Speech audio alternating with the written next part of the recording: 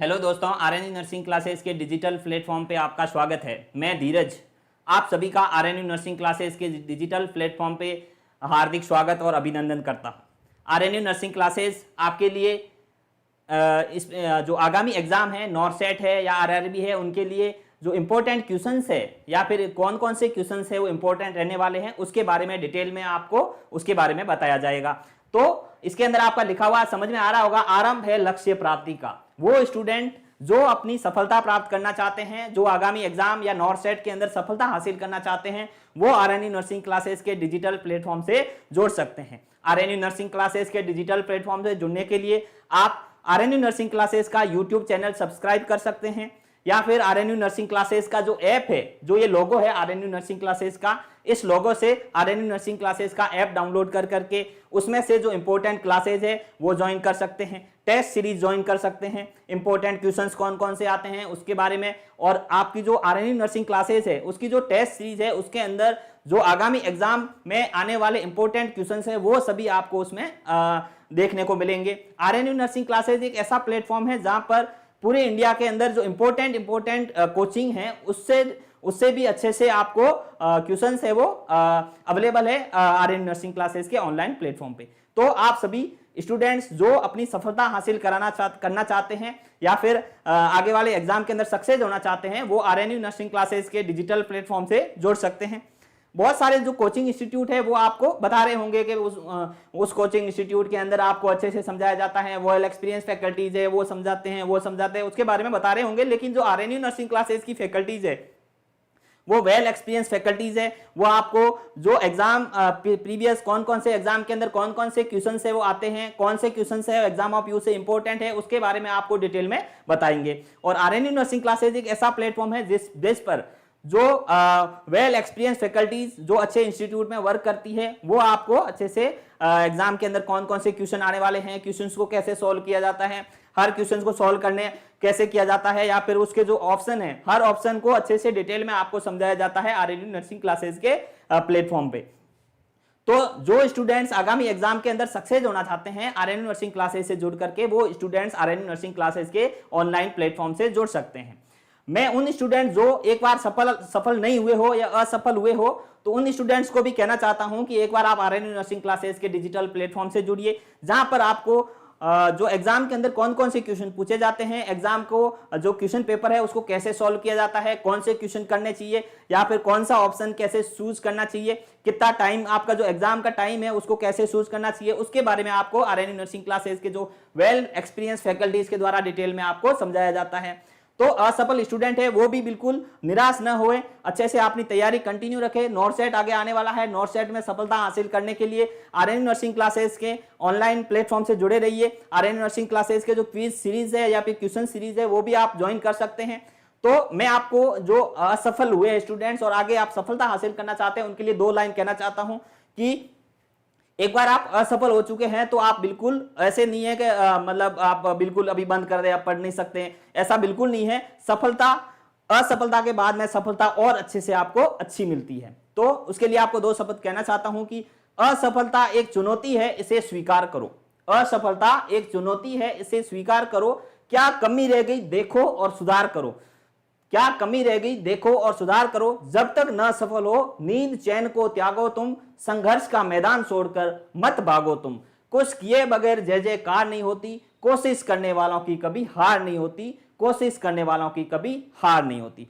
तो आप असफल हुए हैं तो बिल्कुल आपको ऐसे नहीं है बैठ नहीं जाना है, आपको कोशिश करते रहना है। आप इसे अच्छे से कोचिंग इंस्टीट्यूट या फिर वेल एक्सपीरियंस फैकल्टीज के द्वारा जो आरएनयू नर्सिंग क्लासेज में पढ़ाया जा रहा है उसको आप ज्वाइन करिए, आप पढ़िए, आप 100% अपनी लाइफ में सक्सेस होगे। मैं इस चीज की गारंटी देता हूं कि आप यदि आप अच्छे इंस्टीट्यूट से या अच्छे कोचिंग सेंटर से आरएनयू नर्सिंग क्लासेस से आप जुड़ेंगे तो 100% आप सक्सेस होगे। ऐसी मैं आप सभी की कामना करता हूं।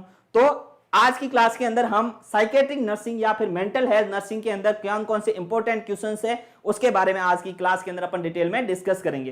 तो आरंभ है लक्ष्य प्राप्ति का। अपन ने स्टार्ट कर दिया है लक्ष्य प्राप्ति, या भी अपन का जो टारगेट है वो आपको प्राप्त करना है। प्राप्त करने के लिए आपको मेहनत करनी बहुत जरूरी है। मेहनत करोगे तो 100% सक्सेस होगे। एक बार असफल हो भी गए हो तो भी आपको बिल्कुल ऐसे हैं कि डरने की जरूरत नहीं है, आप नेक्स्ट एग्जाम के अंदर 100% सक्सेस होगे। तो आरएनयू नर्सिंग क्लासेज है वो आपका आरंभ कर रहा है लक्ष्य प्राप्ति का। हर स्टूडेंट जो अपना लक्ष्य प्राप्त करना चाहता है वो आरएनयू नर्सिंग क्लासेज के प्लेटफॉर्म से जुड़ सकता है। तो लक्ष्य प्राप्त करने के लिए आज अपनी जो क्लास है वो साइकेट्रिक नर्सिंग के अंदर एमसीक्यू सीरीज या फिर इंपॉर्टेंट साइकेट्रिक नर्सिंग में क्वेश्चंस है उसके बारे में आपको बताया जाएगा। ठीक है, तो बढ़ते हैं आज की क्लास के अंदर। अपना जो फर्स्ट क्वेश्चन है वो है पहला क्वेश्चन। आप क्वेश्चंस को, कोई भी एग्जाम है या फिर कोई भी एग्जाम के अंदर क्वेश्चन होता है उसको आपको अच्छे से पहले पढ़ना है। क्वेश्चन क्या पूछना चाह रहा है, क्वेश्चन के अंदर क्या क्या टर्मिनोलॉजी होती है, कौन सी टर्मिनोलॉजी है वो इंपॉर्टेंट होती है, कौन सी टर्मिनोलॉजी के कारण से क्वेश्चन गलत हो सकता है। तो आपको क्वेश्चंस को इंपॉर्टेंट होता है कि क्वेश्चन को अच्छे से पढ़ना। क्वेश्चन अच्छे से पढ़ोगे तो आपका क्वेश्चन सॉल्व या सही होने के ज्यादा चांसेस होते हैं। तो क्वेश्चन है आपका स्क्रीन पे। फर्स्ट क्वेश्चन है a client with the schizophrenia. एक पेशेंट है वो किसका है, सिजोफ्रेनिया का। सिजोफ्रेनिया आप जानते हैं, schizophrenia is a major mental disorder, psychiatry का सबसे बड़ी बीमारी, साइकेट्री का बहुत बड़ा डिसऑर्डर जिसके अंदर माइंड के सभी पार्ट के अंदर डिसऑर्गेनाइजेशन हो जाता है। माइंड के सभी फंक्शन होते हैं वो क्या हो जाते हैं, डिस्टर्ब हो जाते हैं। उसे अपन क्या बोलते हैं, सिजोफ्रेनिया। ठीक है, तो सिजोफ्रेनिया में क्या होता है, सिजोफ्रेनिया जिसके अंदर माइंड के सभी फंक्शन होते हैं वो क्या हो जाते हैं, डिसऑर्गेनाइज हो जाते हैं, डिस्टर्ब हो जाते हैं। क्वेश्चन क्या पूछा जा रहा है, सिजोफ्रेनिया के बारे में आपको क्वेश्चन में पूछा जा रहा है। A client with schizophrenia hears a voice telling him he is evil and must die. The nurse understand that the client is experiencing। Questions को अच्छे से समझना है। साइकेट्रिक में यही है कि आपको साइकेट्रिक में टर्मिनोलॉजी आपको समझ में आनी चाहिए। टर्मिनोलॉजी के बाद में क्वेश्चन में क्या पूछना चाह रहा है वो बहुत ज्यादा इंपॉर्टेंट होता है। क्वेश्चन में क्या पूछना चाह रहा है वो क्वेश्चन पढ़ोगे अच्छे से तभी आपको समझ में आएगा। इसमें पूछने चाह रहे हैं कि एक क्लाइंट विद सिजोफ्रेनिया, एक पेशेंट है वो सिजोफ्रेनिया का है या मेजर मेंटल डिसऑर्डर का पेशेंट है। ठीक है, जो क्या here a voice telling him, वो क्या उसको आवाजें सुनाई दे रही है। क्या आवाज सुनाई दे रही है, telling him is evil and must die. कोई आत्मा उसकी आवाजें सुनाई दे रही है, एविल या भूत आत्मा की आवाजें सुनाई दे रही है, जो मर चुका है, जो प्रीवियस में कोई मर चुका उसकी आवाजें सुनाई दे रही है। The nurse understand that the client is experiencing.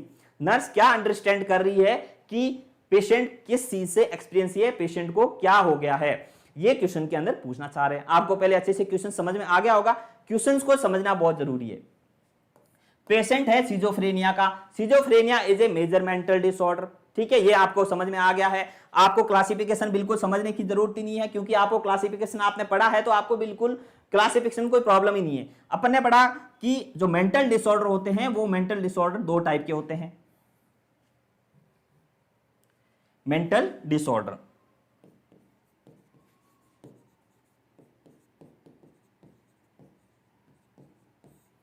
ठीक है, मेंटल डिसऑर्डर टू टाइप्स के। ठीक है, कौन कौन से, मेजर मेंटल डिसऑर्डर और माइनर मेंटल डिसऑर्डर। ठीक है, ये आपको समझ में आ गया होगा। Major mental disorder, major mental disorder, और सेकंड वन है वो है minor mental disorder.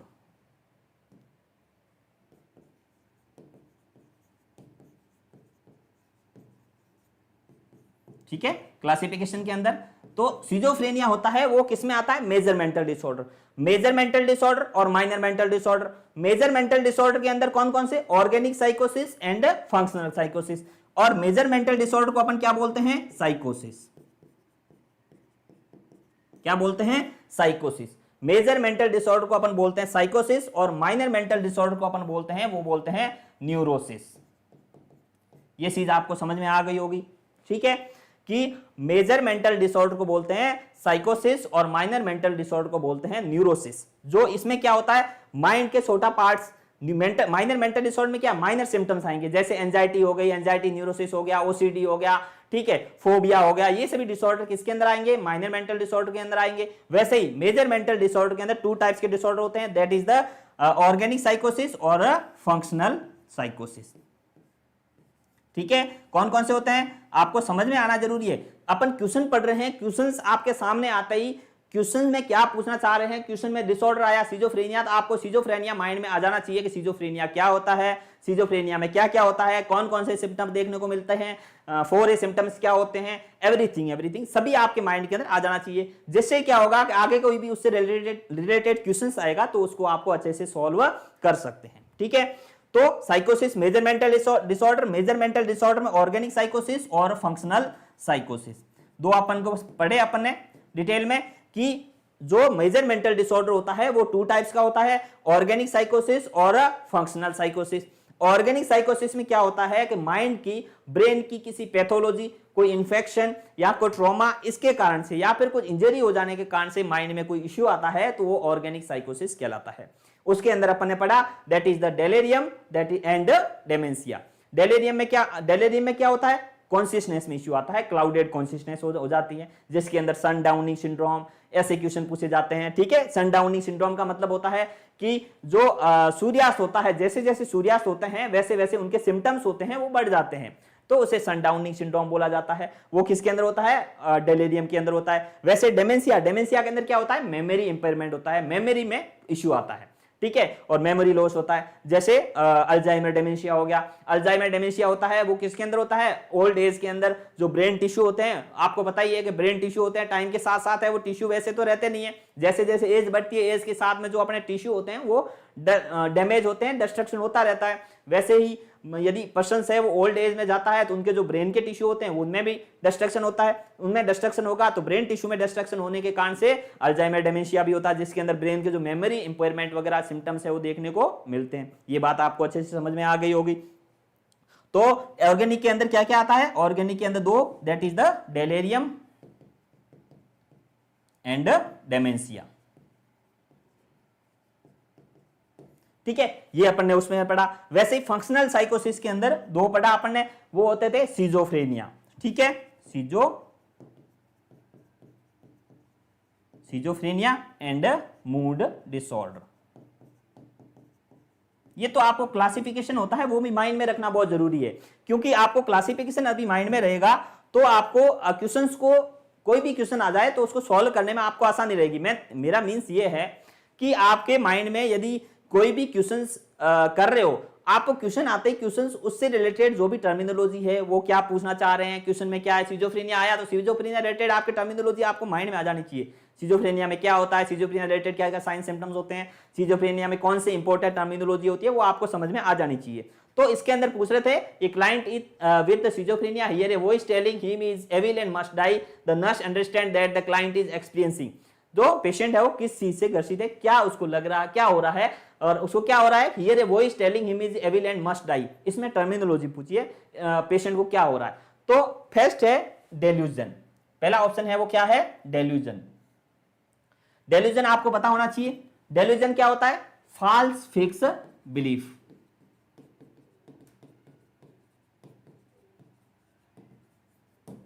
False fix belief, delusion क्या होता है, फॉल्स फिक्स बिलीफ क्या होता है, ये गलत कुछ ऐसी बिलीफ आ जाती है माइंड के अंदर, जैसे डेल्यूजन ऑफ ग्रैंडियोसिटी। उनको ऐसा लगता है पेशेंट को, जैसे मेनिया का पेशेंट होता है उसके अंदर डेल्यूजन ऑफ ग्रैंडियोसिटी देखने को मिलता है। डेल्यूजन ऑफ ग्रैंडियोसिटी के पेशेंट को ऐसा देखने को मिलता है भगवान वही है, सब कुछ वही है, सर्वे सर्वा वही है, संसार में और पर्सन है उससे कोई बड़ा नहीं है, मतलब सब कुछ वही है, भगवान भी वही है, ऐसा किसके अंदर होता है, डेल्यूजन ऑफ ग्रैंडियोसिटी में होता है। तो डेल्यूजन क्या होता है, फॉल्स फिक्स्ड बिलीफ, मतलब उनका जो एक क्या है, फॉल्स और फिक्स हो गई माइंड के अंदर बिलीफ, मतलब विश्वास, उनके माइंड के अंदर ऐसा कुछ फॉल्स विश्वास है वो क्या हो गया, फिक्स हो गया है, और वो क्या कहलाता है, डेल्यूजन कहलाता है। इसके अंदर बहुत टाइप्स के अपन डेल्यूजन ऑफ ग्रैंडियोसिटी, ठीक है, डेल्यूजन ऑफ रेफरेंस, ये सभी किसके अंदर आता है, डेल्यूजन के अंदर आता है। तो डेल्यूजन तो है नहीं, a voice telling him is evil in must die, उनके अंदर क्या ऐसी एक आवाज आ रही है जो क्या कर रही है, उनको मस्ट डाई मतलब उसको मारने के बारे में बता रही है, मस्ट डाई बता रही है, तो आवाज किसके अंदर आती है, ठीक है। डेल्यूजन के अंदर तो क्या होता है, डेल्यूजन के अंदर तो फॉल्स फिक्स बिलीफ, मतलब कुछ फॉल्स एंड फिक्स्ड है वो विश्वास, वो किसके अंदर आता है, डेल्यूजन के अंदर। नेक्स्ट ऑप्शन है flight of idea. Flight of ideas, flight of ideas तो नहीं होता, फ्लाइट ऑफ आइडियाज में क्या होता है, ये भी किसका डिस्टर्बेंस है, थॉट का। आपके माइंड के अंदर कोई भी डिस्टर्बेंस है या फिर कोई भी आता है, उससे पहले आपको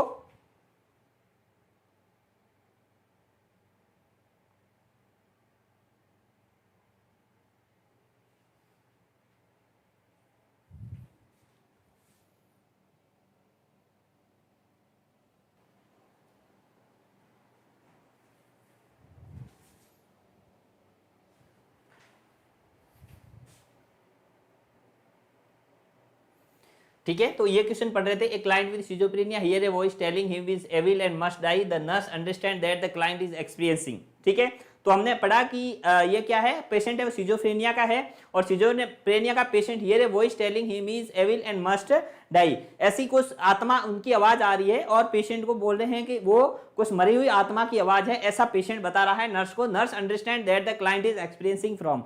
तो हमने बताया अभी पहले क्या, सिजोफ्रेनिया कौन कौन से टाइप्स होते हैं। तो सिजोफ्रेनिया है वो like major mental disorder, minor mental disorder. Major mental disorder के अंदर कौन कौन से होते हैं, दैट इज द ऑर्गेनिक साइकोसिस और फंक्शनल साइकोसिस। ऑर्गेनिक के अंदर डेलेरियम और डेमेंशिया, और फंक्शनल साइकोसिस के अंदर मूड डिसऑर्डर और सिजोफ्रेनिया। सिजोफ्रेनिया अपने साइकेट्री का सबसे बड़ा डिसऑर्डर है, जिसके अंदर होल माइंड, जो माइंड का पूरा पार्ट होता है वो क्या हो जाता है, डिसऑर्गेनाइज हो जाता है। तो इसके अंदर ये पूछा जा रहा है, तो अपन ने पढ़ा फर्स्ट ऑप्शन है वो है डेल्यूजन। डेल्यूजन क्या होता है, डेल्यूजन होता है वो होता है फॉल्स फिक्स बिलीफ। ठीक है, डेल्यूजन का मतलब होता है फॉल्स फिक्स बिलीफ, ये तो इसके अंदर हो नहीं सकता। ठीक है, फॉल्स फिक्स बिलीफ जिसके अंदर क्या है, जैसे डेल्यूजन ऑफ ग्रेंडियोसिटी बताया, डेल्यूजन ऑफ रेफरेंस, यदि दो पर्सन है वो अपने बारे, यदि किसी के बारे में बातें कर रहे हैं तो उन पेशेंट को ऐसा लगता है वो हमारे बारे में बातें कर रहे हैं, तो वो किसके अंदर होता है, डेल्यूजन ऑफ रेफरेंसेस। तो ये सब डेल्यूजन होता है, वो इसके अंदर है नहीं, क्योंकि पेशेंट को क्या है, ऐसी आवाजें सुनाई दे रही है जो क्या करनी है, जो मरे हुए किसी या फिर कोई एक्सपायर हो चुके हैं उनकी आत्मा की आवाज है, ऐसा लग रहा है, वो किसके अंदर होता है। सेकंड है फ्लाइट ऑफ आइडियाज।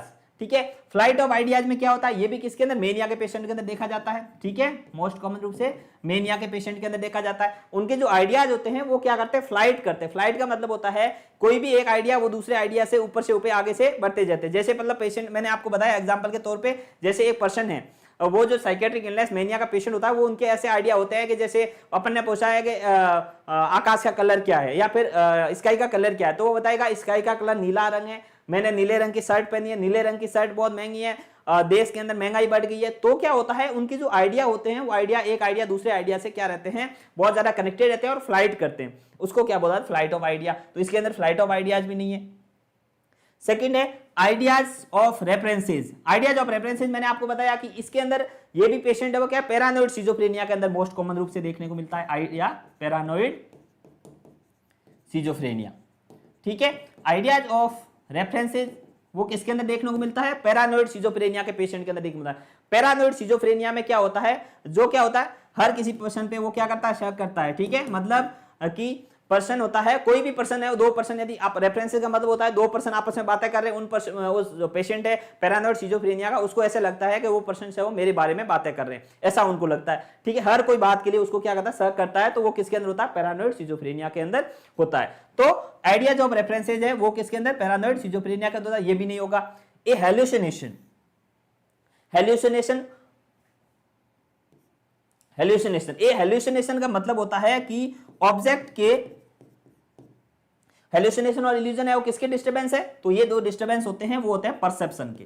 किसके डिस्टर्बेंस है, तो हेलुजन एंड इल्यूजन है वो, हेलुसिनेशन एंड इल्यूजन होते हैं वो परसेप्शन की प्रॉब्लम्स है। ये सब टर्मिनोलॉजी आपको अच्छे से समझ में आ जानी चाहिए, क्योंकि टर्मिनोलॉजी में से हमेशा हर एग्जाम के अंदर या हर कंपटीशन एग्जाम के अंदर टर्मिनोलॉजी में से साइकेट्रिक के टर्मिनोलॉजी बहुत ज्यादा इंपॉर्टेंट होती है। हर एग्जाम के अंदर, कोई भी एग्जाम है उसके अंदर 2 to 3 क्वेश्चन है टर्मिनोलॉजी में से पूछे जाते हैं, तो आपको टर्मिनोलॉजी समझ में आ जानी चाहिए। आप आरएनए नर्सिंग क्लासेस से जुड़े हैं तो आपको 100% टर्मिनोलॉजी, उससे रिलेटेड क्वेश्चंस वो आपको डिटेल में अच्छे से समझाए जाते हैं।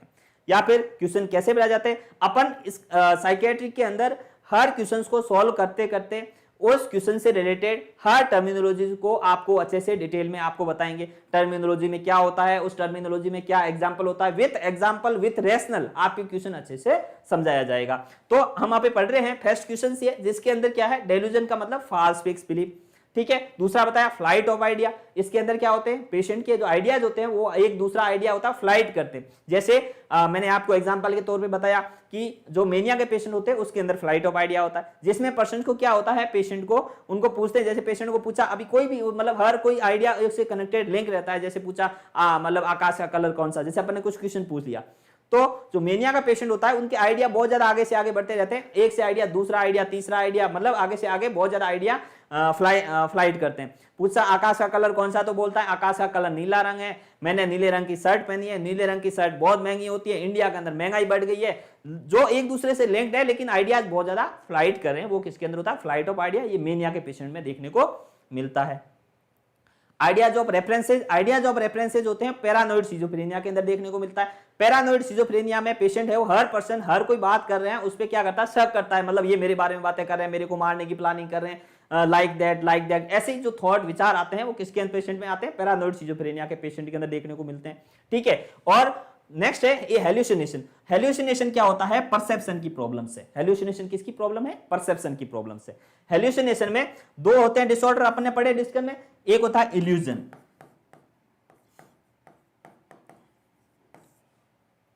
एक होता है वो होता है इल्यूजन, और दूसरा होता है वो होता है हेल्यूसिनेशन। हेल्यूसिनेशन, ठीक है। इल्यूजन में क्या होता है, इल्यूजन के अंदर ऑब्जेक्ट होता है वो क्या होता है, प्रेजेंट होता है।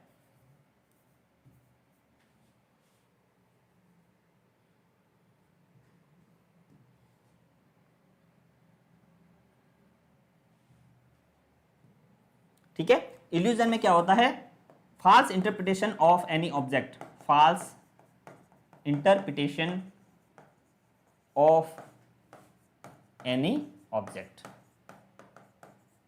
ठीक है, ये बात आपको समझ में आ गई होगी। इल्यूजन के अंदर क्या होता है, false interpretation of any object, किसी ऑब्जेक्ट का false interpretation होना क्या कहलाता है, इल्यूजन कहलाता है। जैसे रस्सी को सांप समझना, जैसे रात को जा रहे हैं कोई कहीं रास्ते में रस्सी पड़ी है उसको सांप समझ लेना, वो क्या है, इल्यूजन है। जबकि हेल्यूसिनेशन में क्या होता है, ऑब्जेक्ट होता है वो क्या रहता है, एब्सेंट। ऑब्जेक्ट होता है वो किस में रहता है, एब्सेंट रहता है। हेल्यूसिनेशन है वो मोस्ट रूप से साइकेट्रिक इलनेस, ये से ग्रसित पेशेंट को हेल्यूसिनेशन ज्यादा देखने को मिलता है।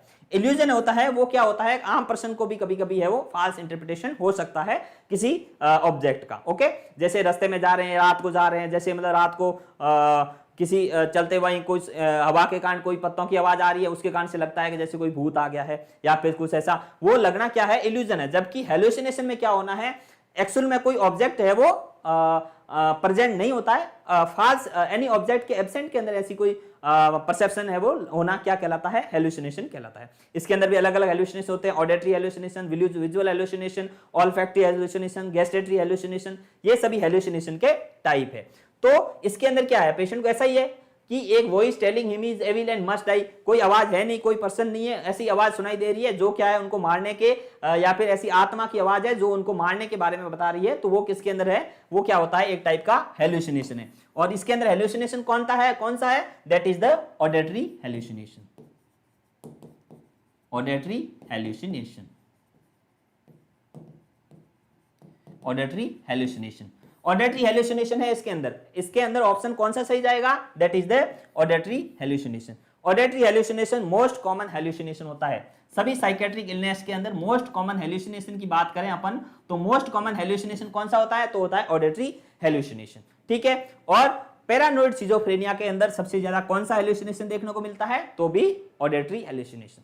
ठीक है, पैरानोइड सिजोफ्रेनिया के अंदर auditory hallucination, most common hallucination in psychiatric, that is the auditory hallucination. आपको याद रखना है, इसके अंदर से ये भी इंपॉर्टेंट क्वेश्चंस है वो बन सकते हैं। बाकी हेल्यूसिनेशन कौन कौन से होते हैं उसको भी उसके बारे में भी मैंने आपको डिटेल में बताया है। Visual hallucination, organic mental disorder के अंदर विजुअल हेल्यूसिनेशन सबसे ज्यादा होता है। ये भी क्वेश्चन है वो एग्जाम के अंदर पूछा जाता है कभी कभी कि विजुअल हेल्यूसिनेशन है वो किसके अंदर होता है, तो विजुअल हेल्यूसिनेशन है वो ऑर्गेनिक मेंटल डिसऑर्डर के अंदर विजुअल हेल्यूसिनेशन देखने को मिलता है। ऑरा ऑफ एपिलेप्सी के अंदर कौन सा हेल्यूसिनेशन मिलता है, वो भी आपको अच्छे से समझना है। ठीक है, ऑल्फैक्टरी हेल्यूसिनेशन किसके अंदर होता है, ऑरा ऑफ एपिलेप्सी। एपिलेप्सी की जो ऑरा स्टेज है उसके अंदर ऑल्फैक्टरी हेल्यूसिनेशन देखने को मिलता है, या फिर ऐसी स्पेशल मतलब ऐसी स्मेल है वो उनको आती है, वो किसके अंदर होता है, olfactory hallucination aura of epilepsy के अंदर। ठीक है, इसके अलावा गैस्ट्रेटरी हेल्यूसिनेशन है, टेक्टाइल हेल्यूसिनेशन है, ये सभी हेल्यूसिनेशन है वो एग्जाम ऑफ व्यू से इंपॉर्टेंट है। टेक्टाइल हेल्यूसिनेशन के बारे में भी कभी कभी क्वेश्चन पूछा जाता है। ठीक है, कोकेन अब्यूज के अंदर, कोकेन अब्यूज के पर्सन्स होते हैं उनके अंदर टेक्टाइल हेल्यूसिनेशन देखने को मिलता है। टेक्टाइल हेल्यूसिनेशन के अंदर पेशेंट को उसके स्किन पे ऐसे लगता है कि जुएं रेंग रही है या चींटियां हैं वो रेंग रही है, ऐसा लगता है उन पर्सन्स के अंदर टेक्टाइल हेलुसिनेशन के अंदर। तो आपको ये क्वेश्चन आपको अच्छे से समझ में आ गया होगा। आपको हर क्वेश्चन ऐसे ही समझना है। साइकेट्री के अंदर इंपॉर्टेंट है आपको क्वेश्चन को अच्छे से पहले समझना है, क्वेश्चन में क्या पूछना चाह रहे हैं, क्योंकि अदर जैसे होते हैं उनमें क्या होते हैं कंसेप्ट, जैसे मतलब अपन मेडिकल सर्जिकल नर्सिंग हो गई या फिर अदर्स होते हैं एनाटॉमी फिजियोलॉजी हो गई, मेडिकल सर्जिकल नर्सिंग हो गई, न्यूट्रिशन हो गया, माइक्रोबायोलॉजी हो, उसके अंदर क्या फैक्ट होते हैं। बट इन साइकेट्रिक नर्सिंग आपको एग्जाम्पल के तौर पे या फिर एग्जाम्पल के साथ में आपको अच्छे से डिजीज समझनी है, तभी आप उस क्वेश्चन को अच्छे से समझ में सॉल्व कर पाओगे। इसके अंदर क्या होता है कि पेशेंट का एग्जांपल दे देते हैं, उस पेशेंट को ऐसा हो रहा है तो उसके अंदर क्या हो सकता है, तो आपको क्वेश्चन को अच्छे से समझना। जब आप क्वेश्चन अच्छे से समझ पाओगे तो आपको क्वेश्चन को सॉल्व करने में कोई प्रॉब्लम नहीं आएगी। तो इसके अंदर कौन सा जाएगा, that is the hallucination. Okay, next आगे बढ़ते हैं अगले क्वेश्चन की ओर। अपना अगला क्वेश्चन है वो है the characteristic manifestation that will be differentiate bulimia nervosa and anorexia nervosa is that bulimia individuals। ठीक है, क्वेश्चंस क्या पूछा जा रहा है, क्या है क्वेश्चन में, bulimia nervosa and anorexia nervosa, ये डिसऑर्डर क्या होते हैं, ठीक है, eating disorder, eating disorder. Question है वो किससे पूछा जा रहा है, ईटिंग डिसऑर्डर से। ईटिंग डिसऑर्डर में क्या होता है, 2 टाइप्स के होते हैं मेन, ये आपने पढ़ा होगा, anorexia nervosa and bulimia nervosa. एक होता है वो होता है anorexia nervosa, exam of you से भी इंपॉर्टेंट है, एनोरेक्सिया नर्वोसा।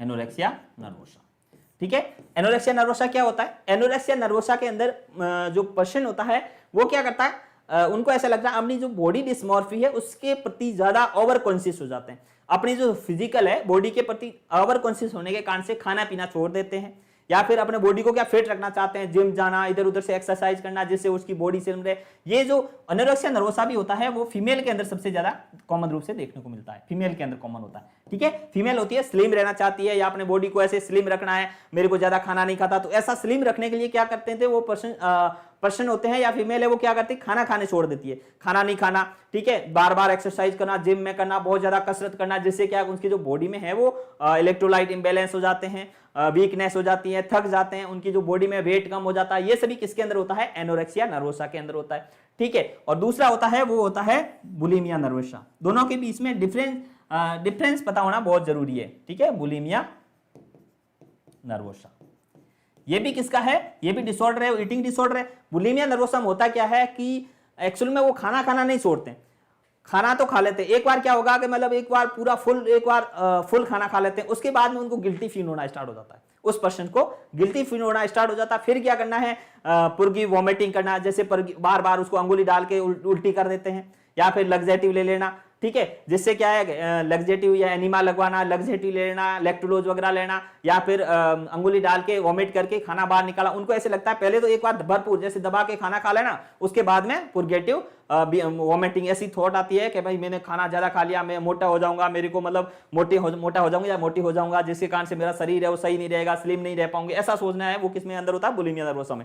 एनोरेक्सिया नर्वोसा और बुलिमिया नर्वोसा में डिफरेंशिएट ये होता है कि एनोरेक्सिया नर्वोसा में खाना बंद कर देते हैं, जबकि बुलिमिया नर्वोसा के अंदर वेट लॉस नहीं होता। इंपॉर्टेंट है कि एनोरेक्सिया नर्वोसा में वेट लॉस होता है, जबकि बुलिमिया नर्वोसा के अंदर वेट लॉस नहीं होता है, बिकॉज एक बार भरपूर खाना खाना, उसके बाद में पुर्गेटिव बिहेवियर के कारण से बार बार क्या करना, अंगुली डाल के उल्टी करना, लग्जेटिव लेना, ये है वो बिहेवियर है वो क्या कहता है, पुर्गेटिव बिहेवियर कह जाता है, ऐसे करना वो किसके अंदर आता है, बुलिमिया नर्वोसा के अंदर आता है। तो इसके अंदर क्वेश्चन पूछा जाता है, the characteristic manifestation that will be differentiate bulimia nervosa from anorexia nervosa is that bulimia individual, bulimia के पर्सन्स होते हैं वो क्या करते हैं, ठीक है। क्वेश्चन पूछा है बुलिमिया के बारे में, एनोरेक्सिया का मैंने आपको बता दिया, बुलिमिया में क्या होता है, बुलिमिया में क्या है, खाना एक बार भरपूर दबा के खा लेना, उसके बाद में क्या करना, वॉमिट करवाना, have episodic binge eating and purging, ठीक है। चलो अपन पढ़ते हैं, इसमें क्या बताया कि having episodic of binge eating, binge eating का मतलब वही दबा के एक बार भरपूर दबा के खाना खाना, उसके बाद में पुर्गिंग बिहेवियर वही होता है कि वापस वॉमिटिंग करना या फिर लग्जेटिव लेना, ये सब कैसा होता है, पर्जिंग बिहेवियर, ठीक है, इसको क्या बोलते हैं, पर्जिंग बिहेवियर, ओके। तो ये किसके अंदर, have episodic binge eating and purging behaviour, ठीक है। ये ऑप्शन है वो ज्यादा सही जाने के चांस है, ये ऑप्शन सही है। नेक्स्ट है have repeated attempt to stabilise their weight, attempt to stabilise their weight, ये भी ऑप्शन सही होने का है। Have repeated attempt to stabilise their weight, ये किसके अंदर होता है? एनोरेक्सिया नर्वोसा के अंदर होता है, एनोरेक्सिया नर्वोसा। एनोरेक्सिया नर्वोसा का प्रश्न होता है वो कि repeated attempt to stabilise their weight, weight को कम करके बार बार रिपीट ऐसा करना, वो किसके अंदर होता है? Anorexia nervosa. Have peculiar food handling pattern, ठीक है, ये भी जो स्पेशल फूड हैबिट जो होते हैं या फूड का पैटर्न बनाना, उसका रूटीन बनाना, बहुत कम खाना खाऊंगा, कम मतलब खाऊंगी, और खाने का बिल्कुल रूटीन बना जाना, बिल्कुल कम खाना खाना ही बंद कर देना, ये सभी किसके अंदर होता है? एनोरेक्सिया नर्वोसा के अंदर होता है। तो ये भी किसके अंदर होता है? Anorexia nervosa. ये भी ऑप्शन गलत है। अपन को बुलिमिया के पेशेंट के बारे में, तो बुलिमिया का पेशेंट का जो ऑप्शन सही जाएगा that have episodic binge eating and उसके बाद में उसको उल्टी करना या परजीव बिहेवियर। परजीव बिहेवियर है वो किसके अंदर होता है? बुलिमिया के पेशेंट के अंदर देखने को मिलता है। हैव थ्रेटेंड सेल्फ स्टीम, ठीक है, हैव थ्रेटेंड सेल्फ स्टीम, ये भी थ्रेटेंड सेल्फ स्टीम होती है, वो कम किसके अंदर होती है? एनोरेक्सिया के पेशेंट के अंदर होती है। तो इसके अंदर ऑप्शन सही कौन सा जाएगा? Have episodic binge eating and purging, मतलब एक भरपूर दबा के खाना खाना, उसके बाद में उल्टी करना, लैक्सेटिव लेना, ये बिहेवियर किसके अंदर आता है? बुलिमिया नर्वोसा के अंदर पेशेंट, या फिर बुलिमिया नर्वोसा के पेशेंट होते हैं उनके अंदर देखने को मिलता है। समझ में आ गया होगा आपको क्वेश्चन अच्छे से? ये भी क्वेश्चन से एग्जाम ऑफ से इंपॉर्टेंट है, ऐसे क्वेश्चन एग्जाम में पूछे जाते हैं, ठीक है, तो आपको समझना बहुत जरूरी है। आपको यदि बुलिमिया नर्वोसा या फिर एनोरेक्सिया नर्वोसा है, इनके बारे में डिफरेंशिएट करना पता होना चाहिए। आपको डिफरेंट पता है तो आपको क्वेश्चन को सॉल्व करने में कभी भी कोई प्रॉब्लम नहीं आएगी। तो समझना बहुत जरूरी है। क्वेश्चन को सॉल्व करने से पहले अच्छे से पढ़ना है, क्या क्वेश्चन में पूछना चाह रहे हैं वो भी आपको अच्छे से समझोगे। और इसके अंदर क्या है कि दोनों के बारे में बताया है, उसके मतलब differentiate bulimia nervosa from anorexia nervosa. Anorexia nervosa को बुलिमिया नर्वोसा से कैसे डिफरेंशिएट कर रहे हैं, दैट बुलिमिया इंडिविजुअल में क्या होता है। बुलिमिया इंडिविजुअल होता है एपिसोडिक बिंज ईटिंग करता है, उसके बाद में उसको परजीव बिहेवियर के कारण से वो क्या है? वॉमिटिंग परजीव या फिर लैक्सेटिव लेना है, वो परजीव बिहेवियर, पुर्जिंग बिहेवियर कहलाता है, ठीक है। ये क्वेश्चन आपको समझ में आ गया होगा। अगले क्वेश्चन की ओर बढ़ते हैं अपन। नेक्स्ट क्वेश्चन है वो है a nurse is performing an assessment on A client with dementia. एक पेशेंट है वो किसका है? डेमेंशिया का, ठीक है। तो dementia that is the problem in memory, ठीक है, किसकी प्रॉब्लम है? मेमोरी प्रॉब्लम्स है, ठीक है। डेमेंशिया का पेशेंट है, assessment of client with dementia which data gathered during the assessment indicate a manifestation associated with dementia, ठीक है। डेमेंशिया के पेशेंट से रिलेटेड मैनिफेस्टेशन है वो कौन सा है, इसके अंदर आपको चूज करना है, इसके अंदर डेमेंशिया का कौन सा मैनिफेस्टेशन है। डेमेंशिया पढ़ने से पहले डेमेंशिया होता है किसके अंदर आता है डेमेंशिया, ये भी आपको पता होना बहुत जरूरी है, क्योंकि हर क्वेश्चंस को पढ़ने से पहले उसके क्वेश्चंस के बारे में पता होना बहुत जरूरी है। क्योंकि आप क्वेश्चंस पढ़ते चलो, अपन अभी तैयारी कर रहे हो आप, जब आप एग्जाम में बैठते हो तब आपके सामने यदि क्वेश्चन आता है तो क्वेश्चन आपको पढ़ते ही आपको ऐसे होना चाहिए ये क्वेश्चन उसमें से पूछा गया है, इसका आंसर ये राइट है। तो आपने यदि क्वेश्चंस को पूरा निचोड़ लिया है, पूरा अच्छे से पढ़ा है, उससे रिलेटेड ऑप्शन को अच्छे से निचोड़ लिया है, तो क्वेश्चंस को सॉल्व करने में बिल्कुल प्रॉब्लम नहीं आएगी, ठीक है। तो a nurse is performing an assessment on A client with dementia which data gathered during the assessment indicate a manifestation associated with the dementia. सबसे पहला सेकंड ऑप्शन है improvement in the sleeping, improvement in the sleeping.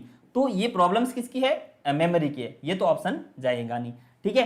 तो manifestation associated with the dementia का है नहीं, यदि improvement in sleeping, dementia के patient के अंदर स्लीपिंग से रिलेटेड कुछ सिम्टम्स है वो देखने को मिलता ही नहीं है। तो अपन ने पढ़ा है कि डेमेंशिया होता है वो कैसे होता है, किसका डिसऑर्डर है, इसके बारे में भी आपको बता देते हैं कि डेमेंशिया होता है वो मेमोरी की प्रॉब्लम से, मैंने आपको बताया है ऑर्गेनिक साइकोसिस, ठीक है, ऑर्गेनिक साइकोसिस। ऑर्गेनिक साइकोसिस के अंदर दो होते हैं डिसऑर्डर बताए मैंने आपको, that is the delirium, first one is delirium और second one is the dementia, ठीक है। First one is the delirium और second one is the dementia. Delirium में क्या होता है? That is the clouded consciousness, issue किसका है? कॉन्शियसनेस का है। और डेमेंशिया के अंदर किसका प्रॉब्लम्स है? That is the memory problems. और सबसे इसके अंदर भी क्वेश्चंस बनता है, वो सबसे इंपॉर्टेंट क्वेश्चन बनता है मोस्ट कॉमन डेमेंशिया। कई बार क्वेश्चन एग्जाम के अंदर क्वेश्चन पूछा गया है, मोस्ट कॉमन डेमेंशिया कौन सा होता है? तो होता है अल्जाइमर डेमेंशिया, अल्जाइमर डेमेंशिया। ये क्वेश्चंस बहुत सारे एग्जाम के अंदर पूछा गया है। मोस्ट कॉमन डेमेंशिया कौन सा होता है? तो होता है अल्जाइमर डेमेंशिया, ठीक है। तो डेमेंशिया के अंदर कौन कौन से असेसमेंट या फिर कौन से सिम्टम्स देखने को मिलता है? इंप्रूविंग इन स्लीपिंग, ये ऑप्शन तो सही है नहीं, स्लीपिंग रिलेटेड कुछ डेमेंशिया से रिलेटेड सिम्टम्स नहीं होता है। Absence of sundown syndrome, sundown syndrome होता है वो किसके अंदर सिम्टम्स देखने को मिलता है? वो होता है डेलेरियम के अंदर, डेलेरियम के अंदर, ठीक है। और डेलेरियम के अंदर सनडाउन सिंड्रोम सिम्टम्स देखने को मिलता है कि जो पेशेंट डेलीरियम का होता है उनका क्या होता है, जैसे जैसे सन डाउनिंग होता है, जैसे जैसे रात होती है वैसे वैसे उनके सिम्टम्स है वो बढ़ते हैं, ठीक है। वो किसके अंदर होते हैं? डेलीरियम के पेशेंट के अंदर होता है। तो ये भी ऑप्शन है वो क्या जाएगा? गलत जाएगा, नहीं जाएगा, क्योंकि बिकॉज डेमेंशिया के बारे में पूछ रहा है। Presence of personal hygiene care, ठीक है, presence of personal hygiene care, इससे कुछ डेमेंशिया से रिलेटेड ये है ही नहीं। तो इसमें पूछा है which data gather during the assessment indicate manifestation of associated with the dementia, dementia के अंदर एसोसिएट है कन्फाबुलेशन, ठीक है। कन्फाबुलेशन क्या होता है? मेमोरी प्रॉब्लम्स है कन्फाबुलेशन, ठीक है, मेमोरी की प्रॉब्लम है। मेमोरी के अंदर क्या होता है? जैसे आपने मेमोरी पढ़ी, मेमोरी के अंदर बहुत सारे होते हैं, जैसे एमनेशिया हो गया, रेट्रोग्रेड एमनेशिया हो गया, एंटेरोग्रेड एमनेशिया हो गया। कन्फाबुलेशन के अंदर क्या होता है कि मेमोरी के अंदर फालतू की थिंग्स है वो भर देना, जैसे मेमोरी का स्पेस होता है, मेमोरी के स्पेस के अंदर अदर थिंग्स है वो भर देना, स्टोरी भर देना, ऐसी कहानियां भर देना, जैसे मतलब कुछ मेमोरी के अंदर गैप आया या फिर कुछ इश्यू हो गया, उस मेमोरी के अंदर अदर कुछ थिंग्स है वो भर देना, वो कन्फाबुलेशन कहलाता है। और कन्फाबुलेशन क्या है? मेमोरी की प्रॉब्लम से या डेमेंशिया के पेशेंट के अंदर कन्फाबुलेशन है वो देखने को मिलता है। तो confabulation is the disorder of the memory या प्रॉब्लम्स ऑन द मेमोरी, और डेमेंशिया है वो किसका प्रॉब्लम है? मेमोरी का प्रॉब्लम है। तो कन्फाबुलेशन है वो किसके अंदर? इसके अंदर राइट ऑप्शन आएगा। तो मेमोरी भी आपने ऐसे से पढ़ी है तो इस क्वेश्चन को सॉल्व करने में आपको प्रॉब्लम नहीं आएगी। तो confabulation is the problem in the memory, ठीक है। और मेमोरी में क्या होता है कि मेमोरी के अंदर जो गैप है, कोई भी इश्यू है या कुछ भूल जाते हैं कुछ, उसके अंदर कन्फर्मेशन में अदर कोई स्टोरी या मेमोरी भर देना कन्फाबुलेशन कहलाता है। जैसे पेशेंट होते हैं, एक्सीडेंटल केस होते हैं, एक्सीडेंट के पेशेंट होते हैं, उसके अंदर क्या होता है? मेमोरी लॉस हो जाता है, मेमोरी लॉस के अंदर अदर थिंग्स है वो क्या कर देते हैं? उस मेमोरी के स्पेस के अंदर भर देना कन्फाबुलेशन कहलाता है, ठीक है। क्वेश्चन आपको समझ में आ गया होगा अच्छे से। नेक्स्ट क्वेश्चन की ओर बढ़ते हैं अपन। अगला क्वेश्चन है वो है कि a client report losing his sight in both eyes, he is diagnosed as having conversion disorder and is admitted to the psychiatric unit, which nursing intervention would be most appropriate for this client? Question को अच्छे से समझना है। एक client है वो किसका है? Losing his sight in both eyes, एक पेशेंट ऐसा है जिसके दोनों आंखों की साइट है वो एकदम से क्या हो गई है? लॉस हो गई है, लॉस हो गई है, मतलब उनको दिखना बिल्कुल से बंद हो गया एकदम से, ठीक है। He is diagnosed as having conversion disorder. Conversion disorder क्या होता है ये आपको समझना बहुत जरूरी है। डिसोसिएटिव कन्वर्जन रिएक्शन, ये भी अपन ने पढ़ा, डिसोसिएटिव कन्वर्जन रिएक्शन DCR, ठीक है। डिसोसिएटिव कन्वर्जिंग रिएक्शन का पेशेंट है, या फिर इसको बोल सकते हैं हिस्टीरिया, अपने पढ़ा है अच्छे से, हिस्टीरिया, ठीक है, हिस्टीरिया का पेशेंट। और conversation disorder and it is admitted to the psychiatric unit, वो पर्सन है वो किसमें? साइकेट्रिक यूनिट में एडमिट हुआ है। Which nursing intervention would be most appropriate for this client, उस पेशेंट के लिए कौन सी इंटरवेंशन है वो मोस्ट अप्रोप्रिएट है, कौन सा सही है, ठीक है। Not focusing on his blindness, पहले तो समझना है कन्वर्जन डिसऑर्डर क्या होता है।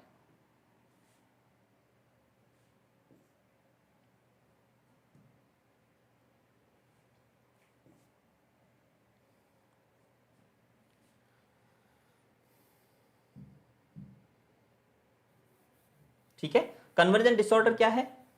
हिस्टीरिया, हिस्टीरिया या कन्वर्जन डिसऑर्डर में क्या होता है?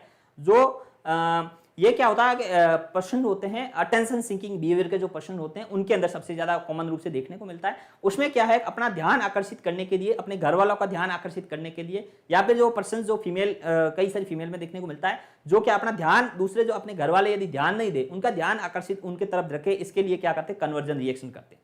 जिसमें क्या है, ऐसा लगता है या फिर कुछ स्ट्रेस हो, जैसे मैंने आपको एग्जांपल पे पहले बताया था कि जैसे एक कोई न्यूली मैरिड कोई फीमेल है, उनका क्या हुआ कि अपने जैसे उनकी तुरंत क्या हुई है, अभी रिसेंट में मैरिज हुई है, मैरिज के बाद में वो अपने ससुराल में गई, ससुराल में क्या इन्वायरमेंट एडजस्ट होने में प्रॉब्लम आ रही थी, फैमिली के साथ में रह रही है, फैमिली के साथ में उनके सास ससुर है वो उनको ज़्यादा घर पे काम करना पड़ रहा है, घर पे काम करने में इश्यू आ रहा है, या फिर उतना कोई अपने जो पापा मम्मी के घर पे इतना काम किया ना हो, तो उनमें क्या होता है कि ऐसे सिम्टम्स देखने को मिलता है, वो क्या कर रहे हैं? कन्वर्जन रिएक्शन से अपने आप से उनको कैसा लगता है कि ऐसा कुछ करे जिससे क्या होगा, मेरे को कम काम करना पड़े, तो फिर वो क्या है, ऐसा रिएक्ट करती है। ये क्या है, प्रॉब्लम्स होती है न्यूरोसिस है, जिसके अंदर क्या है कि वो चाहते नहीं है, स्टार्टिंग में तो ऐसे कन्वर्जन रिएक्शन करता, फिर में वो क्या है, मेजर प्रॉब्लम बढ़ जाती है, प्रॉब्लम बन जाती है, और वो रिएक्शन है वो कन्वर्जन रिएक्शन में बन जाती है। क्या होता है कि जैसे उनके एकदम से ऐसा लगता है कि अपने जो फैमिली मेंबर है उनकी तरफ ध्यान नहीं दे रहे हैं, तो उनका ध्यान अपनी तरफ रखे, इसके लिए क्या कर देते हैं, वो कन्वर्जन रिएक्शन है वो स्टार्ट हो जाती है। जिसमें क्या है, इसमें पेशेंट अपन दिखाया, उनमें क्या हुआ, सडन से एकदम से दोनों आंखों के अंदर दिखना बंद हो गया। बाद में उन्होंने देखा कि उस पेशेंट को क्या है, कन्वर्जन डिसऑर्डर है, हिस्टीरिया का प्रॉब्लम है। हिस्टीरिया में क्या होता है कि पेशेंट को कुछ एक्चुअल में फिजिकल कुछ प्रॉब्लम नहीं होती है, लेकिन क्या होता है, रिएक्ट करती है, या फिर जैसे आंखों में दिखना बंद हो गया, एकदम से ऐसा लगता है दोनों पैरों में पैरालिसिस हो गया, चलना एकदम से बंद हो रहा है, एकदम से गिर जाना, ठीक है, चलते चलते गिर जाते, फिर उसको लगता है पेशेंट का सब डायग्नोसिस करवा दिया, इन्वेस्टिगेशन करा दिया, MRI CT सब इन्वेस्टिगेशन हो गया, बट उसके अंदर कुछ नहीं आया। आईज में साइटनेस, एकदम से आंखों में दिखना बिल्कुल बंद हो, ऐसा पेशेंट बता रहा है कि मेरे को आंखों में दिखना बिल्कुल बंद हो गया है, लेकिन जब इन्वेस्टिगेशन कराया आई साइटनेस बिल्कुल नॉर्मल है, लेकिन पर्सन को पता ही नहीं चल रहा एकदम से दिखना कैसे बंद हो गया। तो ऐसा किसके अंदर होता है, कन्वर्जन डिसऑर्डर के अंदर देखने को मिलता है, ठीक है। तो उसमें अंदर नर्सिंग इंटरवेंशन एप्रोप्रिएट, उस पेशेंट के प्रति एप्रोप्रिएट नर्सिंग क्लाइंट के क्या एक्शन होगा, बोथ आईज के अंदर दिखना पेशेंट को हो गया है बंद, ठीक है। Not focusing on the blindness, patient की जो ब्लाइंडनेस है उसकी तरफ ध्यान नहीं देना है, पहला ऑप्शन, ठीक है, आपको ऑप्शन चूज करना है अच्छे से, ठीक है। सेकंड ऑप्शन है providing self care him, patient को ऐसी आंखों में दिखना बंद हो गया, उसको पकड़ के अच्छे से उनकी केयर प्रोवाइड करनी है, सेकंड ऑप्शन। थर्ड ऑप्शन है telling him that is blindness is not real, उनको बताना है कि आपकी जो ये ब्लाइंडनेस है ये रियल में नहीं है ब्लाइंडनेस, ऐसा उस पेशेंट को बताना। ऐसे बताने से पेशेंट थोड़ी समझेगा कि हाँ मतलब नहीं है, क्योंकि पेशेंट तो कुछ कन्वर्जेंशन रिएक्शन हो रही है, पेशेंट खुद ही जानबूझ के करा दो, वो भी तो ऐसे बताएगा हाँ रियल में नहीं है, आपको कैसे पता रियल में नहीं है, मेरे को प्रॉब्लम आ रही है, मेरे को दिखना बिल्कुल बंद हो गया, आप कह रहे हो रियल में नहीं है, जिससे क्या होगा उसी प्रॉब्लम और मतलब पेशेंट स्ट्रेस में और ज्यादा स्ट्रेस में आएगा, तो उसको ये बात भी नहीं बतानी है। Teaching eye exercise to the strengthening of eyes, उनको ऐसी एक्सरसाइज बताना जिसके उसकी आंखों में मजबूती आए, ऐसा भी कोई प्रॉब्लम तो है नहीं, कन्वर्जेशन प्रॉब्लम है जिसके अंदर पेशेंट को क्या करना है, तो जो प्रॉब्लम हुई है उसकी तरफ ध्यान हटा देना है, पेशेंट का जो ध्यान है वो क्या करना है, हटा देना है, not focusing on his blindness, ये सबसे ज्यादा ऑप्शन सही होने के इसमें चांस है। पेशेंट का जो ब्लाइंडनेस है या फिर ब्लाइंडनेस हुई है उसकी तरफ ध्यान हटा दो, उनको तरफ नहीं देखना है, भाई कुछ ब्लाइंडनेस नहीं है उसको फोकस नहीं करना है।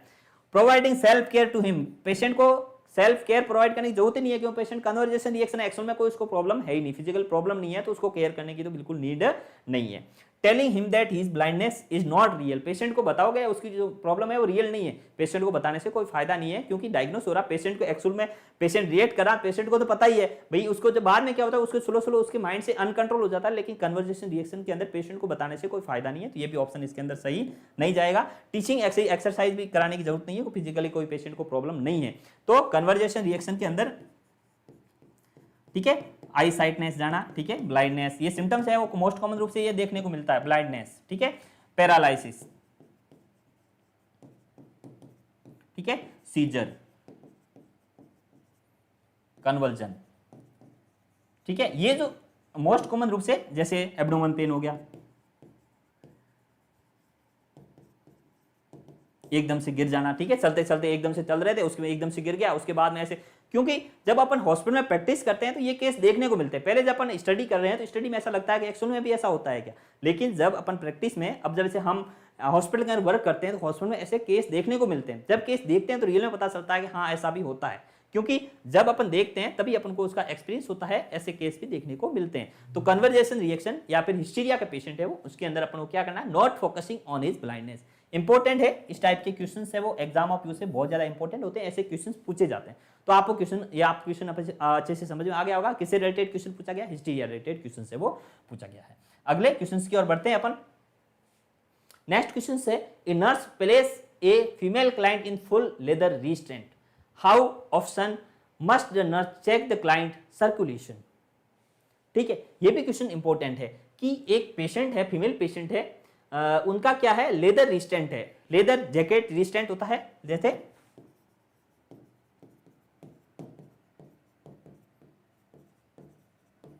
ये भी साइकेट्रिक इलनेस से ग्रसित पेशेंट होते हैं, उनका क्या होता है, रिस्टेंट किया जाता है। रिस्टेंट करने के बहुत सारे तरीके होते हैं, जैसे मम्मी रिस्टेंट हो गया, मेंस रिस्टेंट हो गया, जिसमें हाथ पैर अच्छे से बांधना, तीनों हाथ पैर बांध के पेशेंट को करना, तो ये सब रिस्टेंट बोलते हैं, बांधना उसी को क्या बोलते हैं, रिस्टेंट बोलते हैं। एक पेशेंट है लेदर फुल बॉडी रिस्टेंट, मतलब एक लेदर जैकेट टाइप का होता है जिसके अंदर पेशेंट को पूरा रिस्टेंट किया जाता है, must nurse the check, patient की यदि बांधा जाता है तो उसमें नर्स उसका सर्कुलेशन है वो कितने टाइम बाद में चेक करती है। तो इसके अंदर इंपॉर्टेंट होता है एवरी 15 to 30 मिनट्स में उसका सर्कुलेशन चेक करना।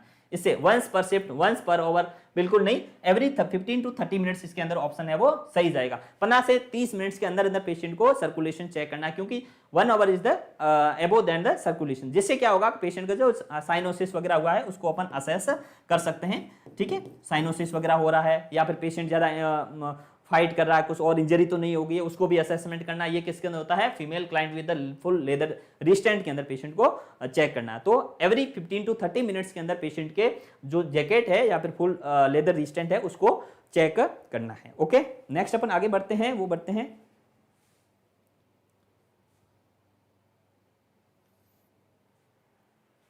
अगला क्वेश्चन है dissociation is present in all except. ठीक है, क्वेश्चन से साइकेट्री के अंदर क्वेश्चंस होते हैं उसको अच्छे से पढ़ना है। मैंने आपको बताया है टर्मिनोलॉजी, टर्मिनोलॉजी बहुत ज्यादा इंपॉर्टेंट होती है साइकेट्री के अंदर। साइकेट्री हो या फिर कुछ भी एग्जाम से रिलेटेड क्वेश्चंस होते हैं उसके अंदर टर्मिनोलॉजी आपको देखना बहुत जरूरी होती है। टर्मिनोलॉजी में जैसे आ गया, एक होता है एक्सेप्ट, एक होता है एक्सपेक्ट, इंक्लूड, ओड, ये सब कुछ एग्जाम होते हैं उनको ध्यान रखें। एक्सेप्ट है तो किसमें, इसमें से कौन सा नहीं है, ठीक है, उसमें से एक्सक्लूड करना है, मतलब कौन सा नहीं है। ठीक है, और एक्सपेक्ट के अंदर इसमें से कौन सा है। ठीक है, इंक्लूड जैसे उसके अंदर कौन सा आपको जोड़ना चाहते हैं। ऑड मतलब इनमें से कौन सा डिफरेंशिएट है, सभी चीजें उसके अंदर ऑड कौन सा लग रहा है ऑप्शन, तो उसको ऑड को आपको अलग करना है। इसके अंदर क्वेश्चन क्या पूछा जा रहा है कि डिसोसिएशन, डिसोसिएटिव कन्वर्जन रिएक्शन, ठीक है, डिसोसिएशन,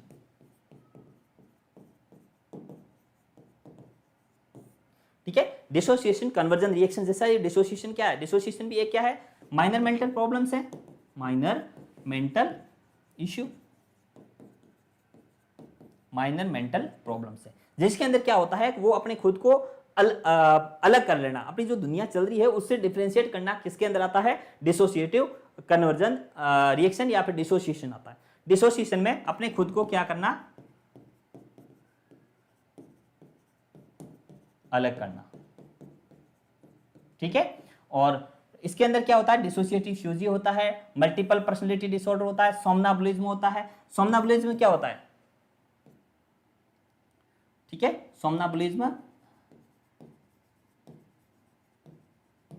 सोमनाबुलिज्म और सोमनालक्वी, सोमनालक्वी, ठीक है, sleep walking problems and sleep talking problem. ठीक है, sleep walking and sleep talking, somniloquy sleep talking and sleep, somnambulism sleep walking, रात को सोते सोते चलना और रात को सोते सोते बातें करना, ये होता है सोमनाबुलिज्म। तो इसके अंदर डिसोसिएशन के अंदर कौन सा नहीं है, सोमनाबुलिज्म डिसोसिएशन के अंदर आता है। ठीक है, मल्टीपल पर्सनालिटी डिसऑर्डर के अंदर भी होता है, जैसे मूवी के अंदर होता है। ठीक है, और फ्यूजी, डिसोसिएशन फ्यूजी भी होता है, वो किसके अंदर आता है, डिसोसिएशन के अंदर आता है, डिसोसिएशन के अंदर। ठीक है, मल्टीपल पर्सनालिटी भी डिसोसिएशन पर्सनालिटी डिसऑर्डर भी बोलते हैं इसको, डिसोसिएशन आइडेंटिटी डिसऑर्डर या फिर मल्टीपल पर्सनालिटी डिसऑर्डर। ठीक है, और सोमनाबुलिज्म होता है वो भी डिसोसिएशन का टाइप है, जबकि डेलेरियम होता है वो क्या है, डेलेरियम। ठीक है, डेलेरियम और डेमेंशिया होता है। डेलेरियम किसका है, दैट इज द ऑर्गेनिक साइकोसिस का पार्ट है। तो डिसोसिएशन के अंदर डेलेरियम है वो नहीं आएगा, तो डेलेरियम ऑप्शन इसके अंदर क्या जाएगा, सही जाएगा। क्वेश्चन को अच्छे से समझेंगे तो ऐसे क्वेश्चन तो बिल्कुल नॉर्मल होते हैं, उसको समझने में कोई प्रॉब्लम नहीं आती। तो dissociation is present in all except, dissociation किसके अंदर प्रेजेंट नहीं होता है, डेलेरियम के अंदर प्रेजेंट नहीं होता है, बाकी फ्यूजी में होता है, मल्टीपल पर्सनालिटी डिसऑर्डर, सोमनाबुलिज्म के अंदर भी डिसोसिएशन है वो प्रेजेंट होता है। ओके, नेक्स्ट क्वेश्चन की ओर बढ़ते हैं। अपना अगला क्वेश्चन है वो है, समझना क्वेश्चन को अच्छे से, a client on lithium has diarrhoea and vomiting, what should the nurse do first. सबसे पहले नर्स है वो क्या करेगी। ठीक है, क्वेश्चन को अच्छे से समझना है अपन को पहले, उसके बाद में इसका आंसर देना है।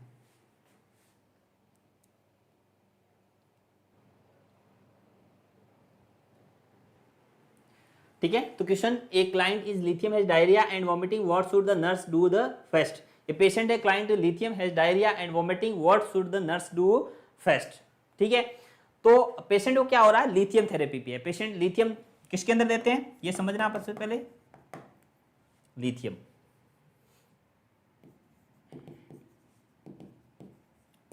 ठीक है, lithium is the drug of choice in the mania के पेशेंट। ठीक है, मेनिया के पेशेंट के अंदर ड्रग ऑफ चॉइस क्या होती है? लिथियम। लिथियम का लिथियम का जो लेवल होता है, थेराप्यूटिक लेवल कितना होता है? मिली इक्विवेलेंट पर लीटर। ठीक है, लिथियम का जो लेवल होता है वो होता है 0.5 to 1.5 milli equivalent per litre. वैसे ही लिथियम का जो लिथियम टॉक्सिसिटी का इनिशियल सिम्टम्स होता है, लिथियम टॉक्सिसिटी। ठीक है, लिथियम टॉक्सिसिटी का इनिशियल साइट होता है वो होता है इनिशियल साइन होता है वो होता है नोजिया एंड वॉमिटिंग। ठीक है, कंपेयर करना बहुत जरूरी है। लिथियम टॉक्सिसिटी के अंदर जो इनका लेवल होता है लिथियम टॉक्सिसिटी का लेवल, लिथियम का नॉर्मल थेराप्यूटिक लेवल वो होता है 0.5 to 1.5 milli equivalent per litre. और लिथियम की ड्रग ऑफ चॉइस होती है वो होती है मेनिया के पेशेंट के अंदर दी जाती है। और लिथियम का जो टॉक्सिसिटी का इनिशियल साइन, मेन साइन होता है वो होता है नोजिया वोमिटिंग। वैसा लिथियम के जैसे होता है वो होता है हार्ट फेलियर के अंदर डिजॉक्सिन। ये दोनों इंपॉर्टेंट थिंग्स होती है एग्जाम व्यू में, हर एग्जाम के अंदर क्वेश्चन पूछा जाता है। ये सिंपल क्वेश्चन है, पर एग्जाम के अंदर ऐसे डायरेक्टली क्वेश्चन पूछा जाता है, डिजॉक्सिन टॉक्सिसिटी और लिथियम टॉक्सिसिटी। डिजॉक्सिन टॉक्सिसिटी का इनिशियल सिम्टम, डिजॉक्सिन का नॉर्मल लेवल, सबसे पहला क्वेश्चन डिजॉक्सिन का नॉर्मल लेवल वो इतना ही 0.5 to 1.2 या 0.6 to 1.2 नैनोग्राम पर डीएल। ठीक है, अपन बात करते हैं डिजॉक्सिन की। जब लिथियम का लेवल आया तो लिथियम और डिजॉक्सिन होता है वो दोनों एक, मतलब याद रखने हैं अपन को, कंफ्यूज नहीं होना है। ठीक है, डिजॉक्सिन का होता है 0.6 to 1.2 नैनोग्राम पर डीएल। ये किसका लेवल होता है? डिजॉक्सिन का लेवल होता है। वैसे ही लिथियम का लेवल होता है वो होता है 0.5 to 1.5 milli equivalent per litre. दोनों की क्या है क्या बोलते हैं इनको, लेवल होगा लगभग सेम रहता है। ठीक है, जो मात्रा होती है वो सेम रहती है। इसका जो आगे जो होती है उसमें चेंजेस होता है। जैसे 2 नैनोग्राम पर डीएल से होता है और दूसरा मिली इक्विवेलेंट पर लीटर के अंदर होता है। ठीक है, तो इनको याद रखना है। डिजॉक्सिन टॉक्सिसिटी के अंदर इनिशियल सिम्टम्स क्या होता है? वो होता है एनोरेक्सिया। ठीक है, डिजॉक्सिन टॉक्सिसिटी के अंदर इनिशियल सिम्टम्स क्या देखने को मिलता है? तो एनोरेक्सिया। जबकि लिथियम टॉक्सिसिटी के अंदर इनिशियल सिम्टम्स क्या देखने को मिलता है? तो देखने को मिलता है वो है नोजिया एंड वोमिटिंग। ठीक है, और लिथियम अपने डिजॉक्सिन टॉक्सिसिटी के अंदर अपन लेवल किसका देखते हैं? पोटेशियम का। ये भी ध्यान रखना है। ठीक है, पोटेशियम का लेवल चेक करते हैं किसके अंदर? डिजॉक्सिन टॉक्सिसिटी के अंदर। जबकि लिथियम टॉक्सिसिटी के अंदर अपन किसका लेवल चेक करते हैं? लिथियम टॉक्सिसिटी के अंदर अपन लेवल चेक करते हैं वो है सोडियम का। किसका? सोडियम का। समझ में आ गई? इसमें से आपको 5 क्वेश्चन सीधे से ही सॉल्व हो। Lithium drug of choice in mania, digoxin drug of choice in heart failure. Digoxin का level 0.2 to 1.6 nanogram per DL. और लिथियम का लेवल, तो लिथियम का लेवल होता है 0.5 to 1.5 milli equivalent per litre. Lithium toxicity सबसे initial symptom nausea vomiting. Digoxin toxicity सबसे initial symptom anorexia. Lithium toxicity के अंदर लेवल कौन सा देखते हैं? सोडियम का। जबकि डिजॉक्सिन टॉक्सिसिटी के अंदर लेवल देखते हैं वो देखते हैं पोटेशियम का। ओके, ये बात आपको अच्छे समझ में आ गई होगी। क्लाइंट है वो लिथियम का है, has diarrhoea and vomiting, what should the nurse do first? सबसे पहले क्या करेगी? Recognise this as drug interaction. Identify करना है ड्रग्स का इंटरेक्शन हो रहा है। आपको सिम्टम्स दिख गया, सीधा टॉक्सिसिटी हो रही है लिथियम की, तो अपन को सबसे पहला क्या करना है? वो करना है होल्ड करना है। ठीक है, अब क्या करना है? होल्ड करना है। नेक्स्ट डोज आपको नहीं देनी है लिथियम की। Recognise as a drug interaction, recognise तो करना ही करना है, लेकिन सबसे इनिशियल फर्स्ट सबसे पहला एक्शन क्या रहेगा? क्वेश्चंस को समझना बहुत जरूरी है। क्वेश्चंस की लैंग्वेज के अंदर आपको क्वेश्चन को समझना जरूरी है। इसके अंदर सब ऑप्शन सही हो सकते हैं, लेकिन सबसे पहले क्या करना है वो आपको समझना बहुत जरूरी है। सबसे पहला एक्शन क्या रहेगा नर्सिंग स्टाफ का या नर्सिंग ऑफिसर्स का, वो आपको देखना है। Recognise as the drug interaction, ये भी तो करना है, लेकिन सबसे पहले नहीं करना है। Give the client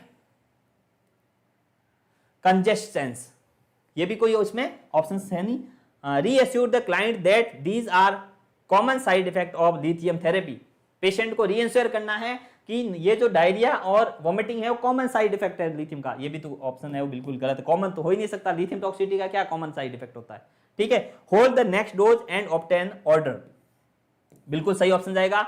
lithium toxicity हुई है तो लिथियम का नेक्स्ट डोज होल्ड करना है और डॉक्टर को एडवाइस करना obtain and order for the next dose. Next dose के लिए पेशेंट को क्या करना है, ऑर्डर या फिर ऑर्डर बताना है डॉक्टर को, एज पर प्रिस्क्रिप्शन उनको बताना है कि लिथियम का डोज लेने से पेशेंट को क्या क्या हुआ है। पेशेंट को डायरिया एंड वोमिटिंग हो रहा है, that is the cause lithium toxicity. Lithium का थेरापेटिक लेवल चेक करना है, लेवल चेक करने के बाद में पेशेंट को नेक्स्ट डोज स्टार्ट करना है। ऐसा नहीं है कि लिथियम की टॉक्सिसिटी हो रही है फिर लिथियम का थेरापेटिक लेवल और लिथियम का नॉर्मल लेवल होता है, उसके बीच में गैप बहुत कम रहता है। दोनों के बीच में गैप कम रहने के कारण से पेशेंट का लिथियम का टॉक्सिसिटी होने के ज्यादा चांसेस होते हैं। तो डिजॉक्सिन टॉक्सिसिटी और लिथियम टॉक्सिसिटी है वो एग्जाम ऑफ व्यू से इंपॉर्टेंट होती है, बिकॉज क्या होता है कि दोनों के जो थेराप्यूटिक लेवल और टॉक्सिसिटी का लेवल होता है उसके अंदर डिफरेंस बहुत कम होता है, जिसके अंदर से पेशेंट को आइडेंटिफाई करने में मुश्किल होता है और पेशेंट को प्रॉब्लम्स है वो बढ़ सकती है। ठीक है, क्वेश्चन आपको समझ में आया होगा। अगला क्वेश्चन की ओर अपन बढ़ते हैं। नेक्स्ट क्वेश्चन है वो है the person with generalise anxiety disorder. Patient है वो जनरलाइज एंजाइटी डिसऑर्डर का पेशेंट है। उन पेशेंट के अंदर क्या पेशेंट में देखने को मिलता है, ठीक है। Worry about everyday routine events, does not worry about everyday routine events, has no routine everyday events to worry about, is carefree and settled in the mood. अब आपको एंजाइटी का पेशेंट है, जनरलाइज एंजाइटी का disorder है, तो एक होता है जनरलाइज एंजाइटी डिसऑर्डर, एक होता है पैनिक एंजाइटी डिसऑर्डर। ठीक है, पैनिक एंजाइटी डिसऑर्डर है सडन कुछ एंजाइटी हो जाए, जैसे कुछ इवेंट्स हो गया, सडन फुल कुछ इवेंट्स हो गया, जैसे कुछ फैमिली में मिसहैपनिंग हो गई, ऐसा कुछ इवेंट्स के कारण से यदि एंजाइटी होती है that is the panic anxiety disorder. Sudden anxiety और जनरलाइज एंजाइटी डिसऑर्डर में कुछ कंटिन्यू यदि लाइफ लॉन्ग मतलब कुछ फैमिली में या फिर कुछ फाइनेंशियल इश्यू हो या फिर कुछ लाइफ में उतार चढ़ाव के कारण से यदि पर्सन रहता है एंजाइटी में, तो उसे क्या बोलता है, जनरलाइज एंजाइटी डिसऑर्डर बोला जाता है। लॉन्ग टाइम रह रहा है एंजाइटी, यदि लॉन्ग टाइम रहती है तो जनरलाइज एंजाइटी डिसऑर्डर बोला जाता है। Worry about everyday routine events, patient worry about routine जो इवेंट्स है उसके बारे में वरी रहता है, वो होता है एंजाइटी डिसऑर्डर का। बिल्कुल ये सही ऑप्शन है इसके अंदर। Does not worry about everyday routine activity patient, बिल्कुल ये तो गलत ऑप्शन है, क्योंकि जो एंजाइटी का पेशेंट होता है वो रूटीन एक्टिविटीज या फिर रूटीन जो इवेंट्स होता है उसके बारे में वरी तो रहता ही रहता है, उसको प्रॉब्लम रहती है, अपने जो फंक्शन होते हैं वो डिस्टर्ब हो जाते हैं। एंजाइटी का पेशेंट है वो सही तरह से कार्य नहीं कर पाता है, जो इवेंट्स है रूटीन कार्य वगैरह में भी डिस्टर्बेंस होता है एंजाइटी के पेशेंट के अंदर। Has no routine everyday events to worry about, patient को कोई ऐसे एवरीडे इवेंट्स होते ही नहीं है जिसके बारे में वेरी हो, ये भी ऑप्शन है वो इसके अंदर सही नहीं जाएगा। Is carefree and settled in the mood, patient mood वगैरह सेटल तो रहता ही नहीं है। एंजाइटी है तो पेशेंट का मूड सेटल्ड कैसे रहेगा, पेशेंट ऑलरेडी है वो एंजाइटी के अंदर है, उसका मूड है वो क्या रहेगा, डिस्टर्ब रहेगा। ये तो आपका कॉमन क्वेश्चन है और इस क्वेश्चन को आपने समझेंगे, ये क्वेश्चन तो बिल्कुल सिंपल है, सिंपल लैंग्वेज के अंदर क्वेश्चन है। एंजाइटी का पेशेंट है तो उनकी जो रूटीन एक्टिविटीज है उसके अंदर डिस्टर्बेंस तो आएगा ही आएगा। क्वेश्चन आपको समझ में आ गया होगा। ये जो क्वेश्चन अपन पढ़ रहे हैं आपको भी साइकेट्रिक नर्सिंग को पढ़ने में बहुत मजा आ रहा होगा, क्योंकि यदि आप क्वेश्चंस को अच्छे से समझेंगे तो क्वेश्चंस को सॉल्व करने में बिल्कुल ऐसे लगता है कि यदि आप एग्जाम में बैठे हैं, यदि आपको इस टाइप के क्वेश्चन आएंगे तो आपको क्वेश्चन को सॉल्व करने में बिल्कुल प्रॉब्लम नहीं आएगी, क्योंकि आप आरएनयू नर्सिंग क्लासेस के ऑनलाइन प्लेटफॉर्म से जुड़े हुए हैं। तो आपको ऐसे ही हर क्वेश्चन को अच्छे से समझाया जाएगा, जिससे क्या आपको क्वेश्चन को सॉल्व करने में बिल्कुल प्रॉब्लम नहीं आएगी। साइकेट्रिक नर्सिंग होता है वो, मेरे को ऐसे लगता है नर्सिंग का सबसे हार्ड सब्जेक्ट माना जाता है, कि नर्सिंग का सबसे हार्ड सब्जेक्ट है जिसमें अंदर क्वेश्चंस समझ में नहीं आता, क्वेश्चंस की लैंग्वेज समझ में नहीं आती, पता नहीं बड़े बड़े क्वेश्चन पूछे जाते हैं, ऐसे माइंड के अंदर आता है। लेकिन ऐसा नहीं है, क्वेश्चंस आपको समझना है, क्वेश्चंस की टर्मिनोलॉजी आपको समझ में आ रखी है, टर्मिनोलॉजी आपने पढ़ी है, तो क्वेश्चन को सॉल्व करने में कभी कोई प्रॉब्लम आपको नहीं आएगी। क्वेश्चंस को अच्छे से पढ़ना है, क्वेश्चंस की टर्मिनोलॉजी पढ़नी है, टर्मिनोलॉजी समझनी है, तो आपको क्वेश्चन को सॉल्व करने में कभी भी प्रॉब्लम नहीं आएगी। अगले क्वेश्चन की ओर बढ़ते हैं। अपना अगला क्वेश्चन है वो है a neurotic disorder in which person have two more personality और which any is being manifested at time. ठीक है, ये भी क्या है, मल्टीपल पर्सनैलिटी डिसऑर्डर का पेशेंट है। ठीक है, dissociative fugue, dissociative amnesia, dissociative identify disorder, hysterical fits. तो एक पेशेंट है वो किसी मल्टीपल पर्सनैलिटी डिसऑर्डर है, मल्टीपल पर्सनैलिटी डिसऑर्डर।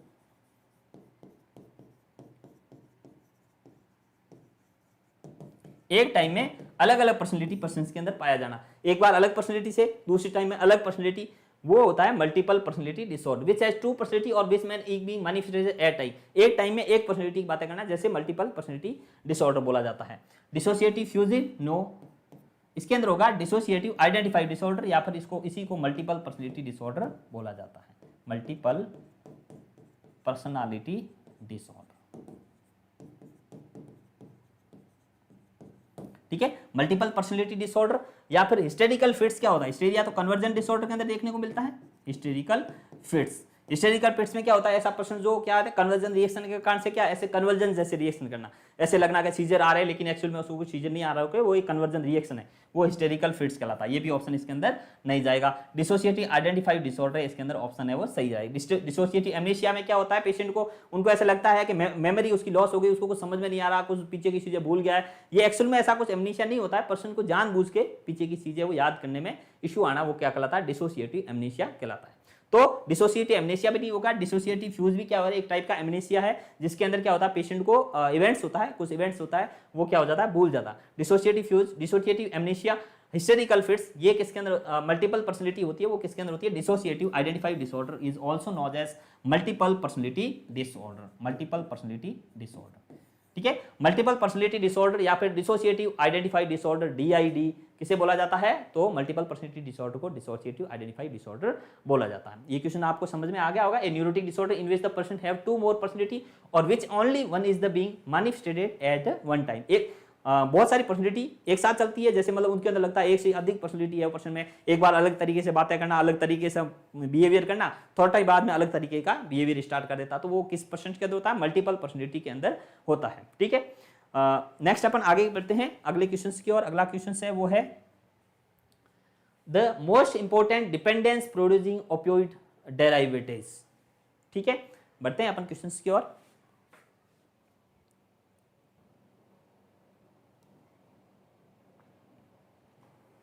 ठीक है, तो क्वेश्चन है the most important dependence producing opioid derivatives, ये सभी ओपियोइड डेरिवेटिव्स है। ठीक है, ओपियोइड्स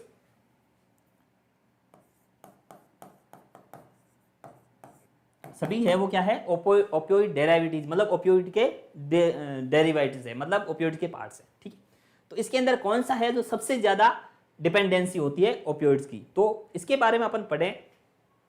ओपियोइड होता है वो होता है जैसे पहला ऑप्शन है वो है कोडीन एंड पेपेवेरिन। ठीक है, कोडीन जैसे अपन कोडीन सिर्फ आती है, वो भी एक टाइप किसका है, ओपियोइड्स का टाइप है। कोडीन एंड पेपेवर सोमनिफेरम जैसे पेपेवर जैसे डोडा होते हैं। ठीक है, अपने जैसे डोडा लेते हैं, उसको वो भी डोडा के ऊपर भी ज्यादा डिपेंडेंसी नहीं होती है।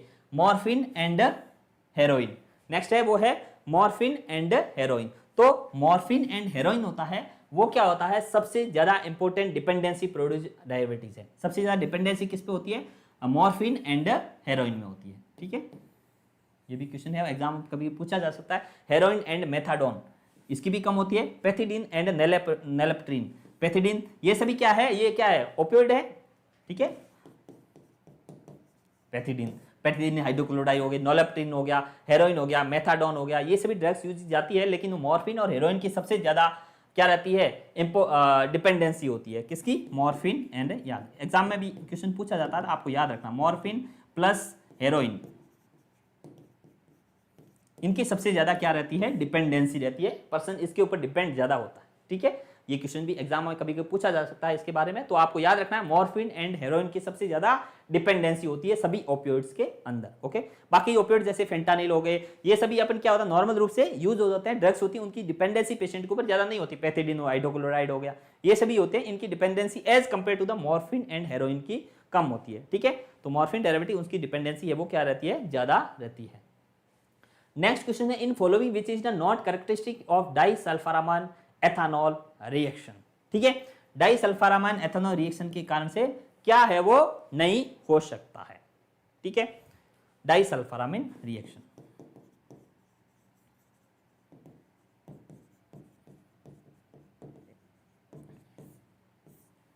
ठीक है, डाइसल्फारामाइन रिएक्शन आपने सुना होगा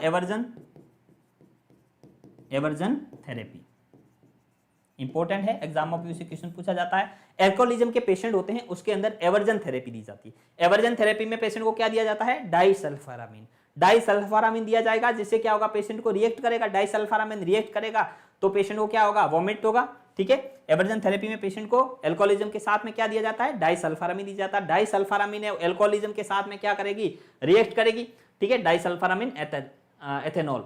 ठीक है, डाइसल्फारामाइन दिया जाएगा तो एथेनॉल के साथ में रिएक्शन होती है, अल्कोहल के साथ रिएक्ट करके पेशेंट को ऐसे सिम्टम्स देखने मिलते, उल्टी वॉमिटिंग होगा, ठीक है, पेशेंट को बार बार वॉमिटिंग कंटिन्यू वॉमिट रहेगा, पेशेंट को ऐसे सोचेगा ये लेने से कुछ फायदा नहीं है, तो पेशेंट ऐसे कंटिन्यू होने से क्या होगा, एवर्जन थेरेपी बोला जाता है। साइकोथेरेपी एक साइकोथेरेपी का टाइप है जिसमें क्या पेशेंट जो एल्कोहलिज्म के पेशेंट होते हैं उनको एल्कोहल छुड़ाने के लिए एवर्जन थेरेपी की जाती है, जिसके अंदर डाइसल्फारामाइन दिया जाता है पेशेंट को। डाइसल्फारामाइन अल्कोहल के साथ में या एथेनॉल के साथ में रिएक्ट करता है, जिसके कारण से सिम्टम्स देखने को मिलता है पेशेंट में। क्या क्या होता है, वॉमिटिंग होगा, ठीक है, हाइपरटेंशन होगा, टेकिकार्डिया होगा, हेडेक होगा, ये सभी सिम्टम्स हैं वो देखने को मिलता है। तो डाइसल्फारामाइन रिएक्शन के अंदर पेशेंट को कौन कौन से सिम्टम्स देखने को मिलता है, तो हाइपरटेंशन, ठीक है, हाइपरटेंशन, वॉमिटिंग, ठीक है, हाइपरटेंशन, वॉमिटिंग और हेडेक,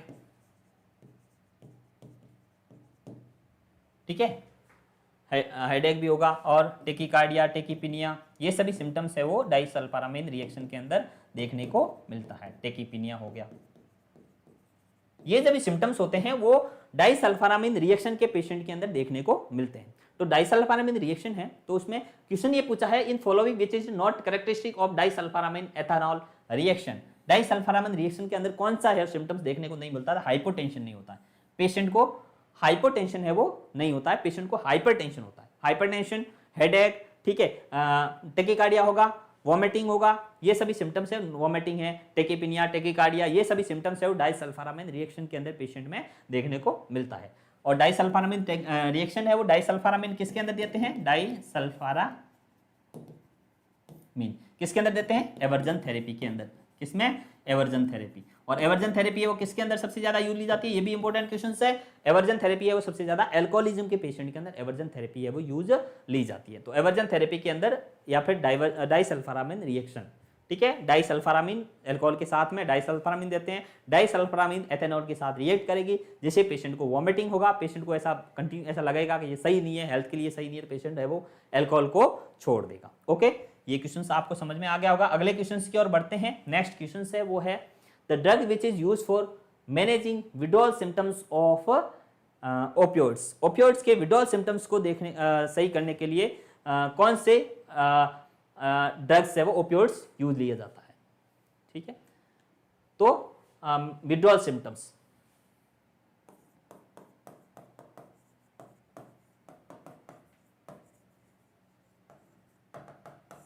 ओपियोइड विड्रॉल सिम्टम्स के अंदर मेथाडोन यूज लेते हैं, क्लोनिडीन यूज लेते हैं और नेलेक्स्ट्रॉन भी यूज लेते हैं। तो नेलेक्स्ट्रॉन, मेथाडोन एंड क्लोनिडीन, ये सभी ड्रग्स है वो ओपियोइड विड्रॉल सिम्टम्स के अंदर पेशेंट को दे सकते हैं, ठीक है। और अपन जैसे ओपियोइड एंटीडोट का बात करते हैं तो एंटीडोट नेलेक्स्ट्रॉन क्या है, एंटीडोट बोलते हैं तो नेलेक्स्ट्रॉन होगा, ठीक है।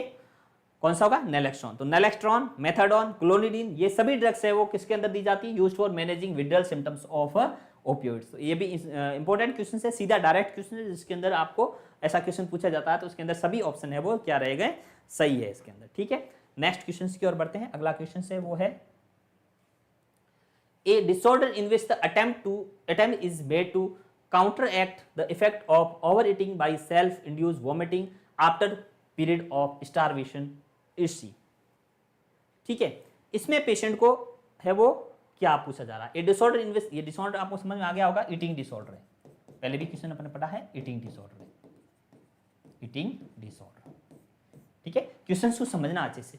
ए disorder in which the attempt is made to counteract the effect of overeating, क्या करना, जो एक बार से क्या करना, भरपूर दबा के फूल खाना खाना, ओवरईटिंग, और उसका काउंटर ये करना है, countered by the self induce vomiting, खुद अंगुली डाल के उल्टी करना, आफ्टर पीरियड ऑफ स्टारवेशन, बहुत सारे स्टारवेशन पीरियड, मतलब वो क्या करना है, बहुत कुछ टाइम तक भूखे रहना, मतलब जो बुलिमिया नर्वोसा का पेशेंट होता है वो क्या करता है, कुछ टाइम तक खाना नहीं खाना, ठीक है, बाद में उसको लगता है यार खाना नहीं खाएंगे तो पेट में प्रॉब्लम हो रही है, वो क्या दबा के एक टाइम बहुत भरपूर खाना खा लेगा, बहुत दबा के खाना खाने के बाद में उसको ऐसे पछतावा होता है कि मैंने खाना बहुत ज्यादा खा लिया, खाना बहुत ज्यादा खा लिया, फिर क्या करना है, फिर उसको ऐसे प्रोगेम बिहेवियर, जैसे प्रोजीव बिहेवियर का मतलब होता है उसको ये खाना बाहर निकालना है, बाहर निकालने की फिर क्या करें, या तो अंगुली डाल के वॉमिट करना, या फिर लग्जेटिव लेना स्टार्ट करना, लग्जेटिव, लूज एनिमा, एनिमा लगा के उसको बाहर करना, ये किसके अंदर होता है? बुलिमिया नर्वोसा के अंदर होता है। तो ये किसका सिम्टम्स है? बुलिमिया नर्वोसा का सिम्टम्स है। एनोरेक्सिया नर्वोसा का नहीं है। एनोरेक्सिया नर्वोसा में बॉडी स्लिम रखना है, बॉडी को अच्छा से बनाना है, जो बॉडी मॉर्फोलॉजी है उसके बड़ा ओवर कॉन्शियस होता है पर्सन, जिस कारण से वो क्या करता है? खाना खाना बंद कर देता है। मेरे को स्लिम रहना है, एक स्किन को अच्छे से रखना है, बार बार कांच में देखना है, मेरे को ऐसा स्लिम रहना है, इस कारण से मैं मोटा मोटी नहीं हो जाऊं, ऐसा उसके अंदर फीलिंग आती है, जिस कारण से वो खाना नहीं खाता। खाना खाना बिल्कुल छोड़ देना, एनोरेक्सिया नर्वोसा। और खाना खाना कुछ टाइम छोड़ना, उसके बाद में एक बार दबा के खाना खाना, फिर उसको उल्टी करना, बुलिमिया नर्वोसा। ठीक है। हाइपर एमनीशिया में क्या होगा? बहुत सारी माइंड जो मेमोरी है, वो मेमोरी के अंदर फालतू की बहुत सारी चीजें है वो माइंड के अंदर या फिर मेमोरी के अंदर फिल कर देना, हाइपर एमनीशिया। और एनोरेक्सिया मतलब लॉस ऑफ एपेटाइट। ये तो सभी चीजें नहीं होती है, loss of appetite. Hyper amnesia मतलब fill memory of with story, बहुत सारी स्टोरी के द्वारा मेमोरी को फिल कर देना, हाइपर एमनीशिया कहलाता है। ठीक है। तो इसके अंदर ऑप्शन है वो कहीं जाएगा? बुलिमिया नर्वोसा का पेशेंट है। ठीक है। क्योंकि इस लैंग्वेज के अंदर a disorder in which the attempt to the made to the counter act of the over eating. कुछ टाइम पे बहुत ज्यादा खाना खाया, उसका ओवर ईटिंग क्या करने के लिए, ओवर काउंटर रिएक्ट क्या करना है? वॉमिटिंग कराना, पीरियड ऑफ स्टार्ट, बहुत टाइम खाना नहीं खा करके बाद में एक साथ में खाना खाना और उसके बाद में उसको उल्टी करके निकालना, किसके अंदर आता है? बुलिमिया नर्वोसा के अंदर आता है। ठीक है। नेक्स्ट अपने अगले क्वेश्चंस की ओर बढ़ते हैं। नेक्स्ट क्वेश्चन है वो है, a client who is taking chlorpromazine hydrochloride is the experiencing extra pyramidal side effect, EPS. The nurse understand that EPS क्या है? Extra pyramidal symptoms. ठीक है। हेलोपेरिडोल। ठीक है। हेलोपेरिडोल एंटीसाइकोटिक ड्रग्स है। एंटीसाइकोटिक से सबसे ज्यादा क्या होते हैं? EPS symptoms. ठीक है। ईपीएस सिम्टम्स है वो किससे? Extra pyramidal symptoms. ये किसमें देखने को मिलता है? हेलोपेरिडोल या फिर जो एंटीसाइकोटिक ड्रग्स है उनको लेने के कारण से एक्स्ट्रा पिरामिडल सिम्टम्स देखने को मिलते हैं। एक्स्ट्रा पिरामिडल सिम्टम्स के अंदर क्या होता है? एक्चुअल में ईपीएस के अंदर क्या होता है? मसल्स कॉन्ट्रैक्शन होता है। कौन से? इनवॉलेंट्री मसल्स कॉन्ट्रैक्शन देखने को मिलता है। ठीक है। जैसे टर्डिव डिस्काइनेशिया हो गया, ये सभी किसके अंदर होता है? वो होता है ईपीएस सिम्टम्स के अंदर देखने को मिलता है। तो dysfunction of the cardiovascular system, no, it's option right. Involuntary muscles movement, बिल्कुल सही ऑप्शन है। इसके अंदर जो ईपीएस सिम्टम्स है उसके अंदर इनवॉलेंट्री मसल्स मूवमेंट है वो देखने को मिलती है। Similar to a seizure disorder, no, that is not. A toxic action of the liver, no.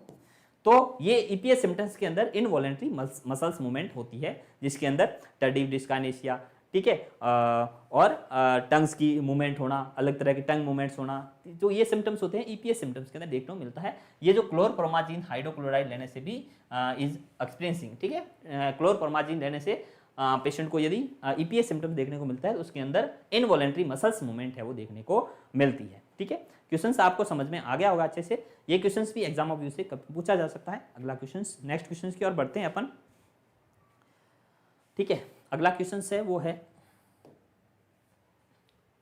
A client is being prepare to the receive electroconvulsive therapy. A patient है वो prepare कर रहे हैं ईसीटी या इलेक्ट्रोकन्वल्सिव थेरेपी के लिए। When the nurse realise that the client is not sign as inform consent, what provide the rationale for the appropriate nursing action needed to the address this issue. Patient ने provide rationale for the appropriate nursing action. तो patient क्या ECT का patient है, ECT के लिए तैयार कर रहे हैं क्लाइंट को अपन। When the nurse realise that client is not sign as inform consent, patient ने इन्फॉर्म कंसेंट के ऊपर साइन नहीं किए, what provide that rational for the appropriate nursing action needed to the address this issue. इस जो issue है इसको करने के लिए क्या करना चाहिए। ठीक है। तो जो पेशेंट का अपन लॉ होता है या फिर कुछ रूल्स होते हैं नर्सिंग के, उसके अंदर यदि अपन कंसेंट नहीं लेते तो उसका क्या इशू हो सकता है। Permission is assume since the client is an involuntary admission, no. Patient को परमिशन देनी है कि इनवॉलेंट्री एडमिशन के लिए। Failure to obtain inform consent can result in lawsuit, बिल्कुल सही है। यदि पेशेंट का कुछ कंसेंट लेने में अपन ने गलती कर ली है, कंसेंट नहीं लिया, that is the failure of law. ठीक है। लॉ का अपन पालन नहीं कर रहे, दैट इज द इंपॉर्टेंट। क्योंकि पेशेंट का कुछ भी हो रहा है, ईसीटी के बाद में कुछ मिस हैपनिंग हो जाती है तो उसके लिए अपन को रेस्पॉन्सिबिलिटी आ जाएगी, अपन रेस्पॉन्सिबल हो जाएंगे। तो पेशेंट को किसी भी प्रोसीजर, कोई भी प्रोसीजर है, ईसीटी है, साइको सर्जरी है या कुछ मेजर प्रोसीजर है, प्रोसीजर से पहले पेशेंट के इन्फॉर्म कंसेंट होना बहुत जरूरी है। इन्फॉर्म कंसेंट लेना अपनी रेस्पॉन्सिबिलिटी है, डॉक्टर्स एंड नर्सिंग ऑफिसर की रेस्पॉन्सिबिलिटी है कि पेशेंट को ओटी में लेना है, पेशेंट की ईसीटी करनी है या पेशेंट का कोई मेजर प्रोसीजर हो रहा है, तो उससे पहले अपन को कंसेंट लेना जरूरी है। Failure to obtain inform consent can result in lawsuit. ठीक है, a physician is needed to witness the consent कॉम, पेशेंट नहीं दे रहा हो तो फिजिशियन कंसेंट नहीं दे सकता। Verbal consent by the client is sufficient, बिल्कुल गलत है, वर्बल कंसेंट है वो सफिशिएंट नहीं होता है, कंसेंट लेना जरूरी है, रिटर्न कंसेंट होगा वही चलता है किसी प्रोसीजर या फिर कुछ भी करना है उसके लिए। तो प्रोसीजर से पहले रिटर्न कंसेंट मस्ट होता है। तो ये भी क्वेश्चन है वो बहुत इंपॉर्टेंट होता है। अपन को कोई भी पेशेंट्स का ओटी में लेना है, ईसीटी है, कोई प्रोसीजर है, उससे पहले इन्फॉर्म कंसेंट होने मस्ट है। यदि अपन कंसेंट नहीं लेते, legally we are not right to authorise for any procedure, patient को कुछ प्रोसीजर वगैरह करने के लिए अपन ऑथराइज नहीं है विदाउट एनी कंसेंट। ठीक है, एक कुछ अदर कंडीशन होती है, जैसे पेशेंट को इमरजेंसी कंडीशन हो गया, पेशेंट का कुछ एक्सीडेंट केस है, पेशेंट को बहुत ज़्यादा हेड इंजरी हो गई है, तो फिर पुलिस को एमएलसी केस नोटेड होता है, पुलिस इन्फॉर्मेशन होती है, उसके बाद में कुछ उस पेशेंट की सर्जरी की जा सकती है विदाउट एनी इन्फॉर्म कंसेंट के। ठीक है, उसमें भी टीम है वो डिसाइड करती है, उसमें भी कंसेंट लेके उसके बाद में उसकी सर्जरी की जा सकती है। ठीक है, नेक्स्ट अपन आगे बढ़ते हैं अगले क्वेश्चन की ओर। अगला अपना क्वेश्चन है वो है a female patient is obsessive compulsive disorder. Patient किसका है? ओसीडी का। ये आपको ओसीडी समझ में आ गया, obsession compulsive disorder. Obsessive compulsive क्या होता है? Unwelcome obsession. ऑब्सेशन क्या होता है? Unwelcome idea come in mind again and again. Patient के माइंड के अंदर बार बार ऐसे अनवेलकम आइडिया आना, उस आइडिया को कम करने के लिए पेशेंट है वो रिएक्शन करता है, उसको बोलते हैं कंपल्सन। ठीक है, कंपल्सन एक्ट बोला जाता है। तो a female patient with obsessive compulsive disorder tells the nurse that is check the lock on his apartment door 5 times before the leaving for an apartment. The nurse knows that his behavior represent the patient is attempt to.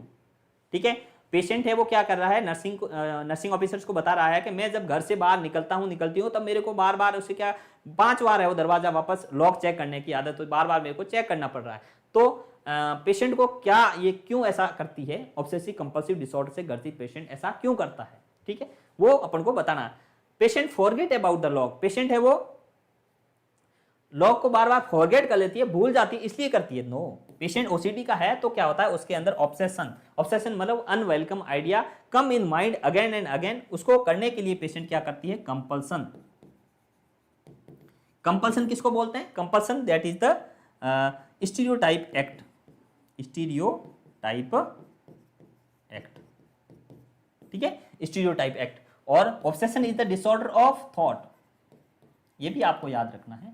OCD के अंदर obsession is the disorder of thought and compulsion is the disorder of activity. ठीक है, compulsion है वो किसका disorder है? Activity का disorder है, और ऑब्सेशन है वो किसका डिसऑर्डर है? थॉट का डिसऑर्डर है।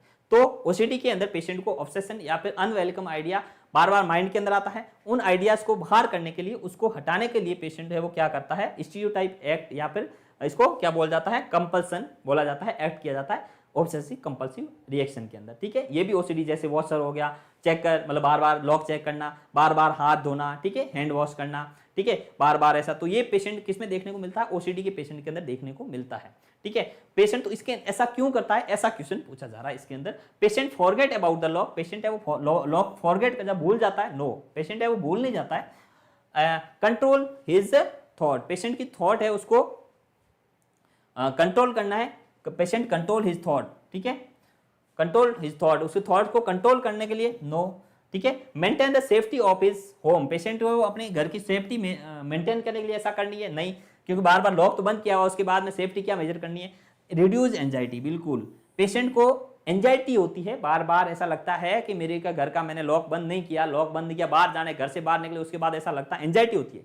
एंजाइटी ऐसी होती है, बार बार उनको क्या होते हैं? ऑब्सेसिव थॉट आते हैं। ऑब्सेसिव थॉट आने के कारण से माइंड में ऐसे क्या एंजाइटी होती है, एंजाइटी बार बार होने के कारण से उस एंजाइटी को रिड्यूस करने के लिए या एंजाइटी को रिड्यूस या एंजाइटी को कम करने के लिए ये एक्ट किया जाता है, उससे बोला जाता है ऑब्सेसिव कंपल्सिव एक्ट। ठीक है, ऑब्सेसिव कंपल्सिव एक्ट किया जाता है किसके अंदर? रिड्यूस एंजाइटी के लिए होता है। तो इसके अंदर ऑप्शन सही कौन सा जाएगा? रिड्यूस एंजाइटी, एंजाइटी को कम करने के लिए ये ओसीडी ऑब्सेसिव कंपल्सिव रिएक्ट है वो किया जाता है। ठीक है, नेक्स्ट अपन आगे बढ़ते हैं। अगला क्वेश्चन से वो है विच is the following is not of one of step in the grief process. ठीक है, ग्रीफ प्रोसेस का कौन सा है वो स्टेप नहीं है? ये तो आपको याद ही होगा, ग्रीफ में क्या होता है? डेनियल,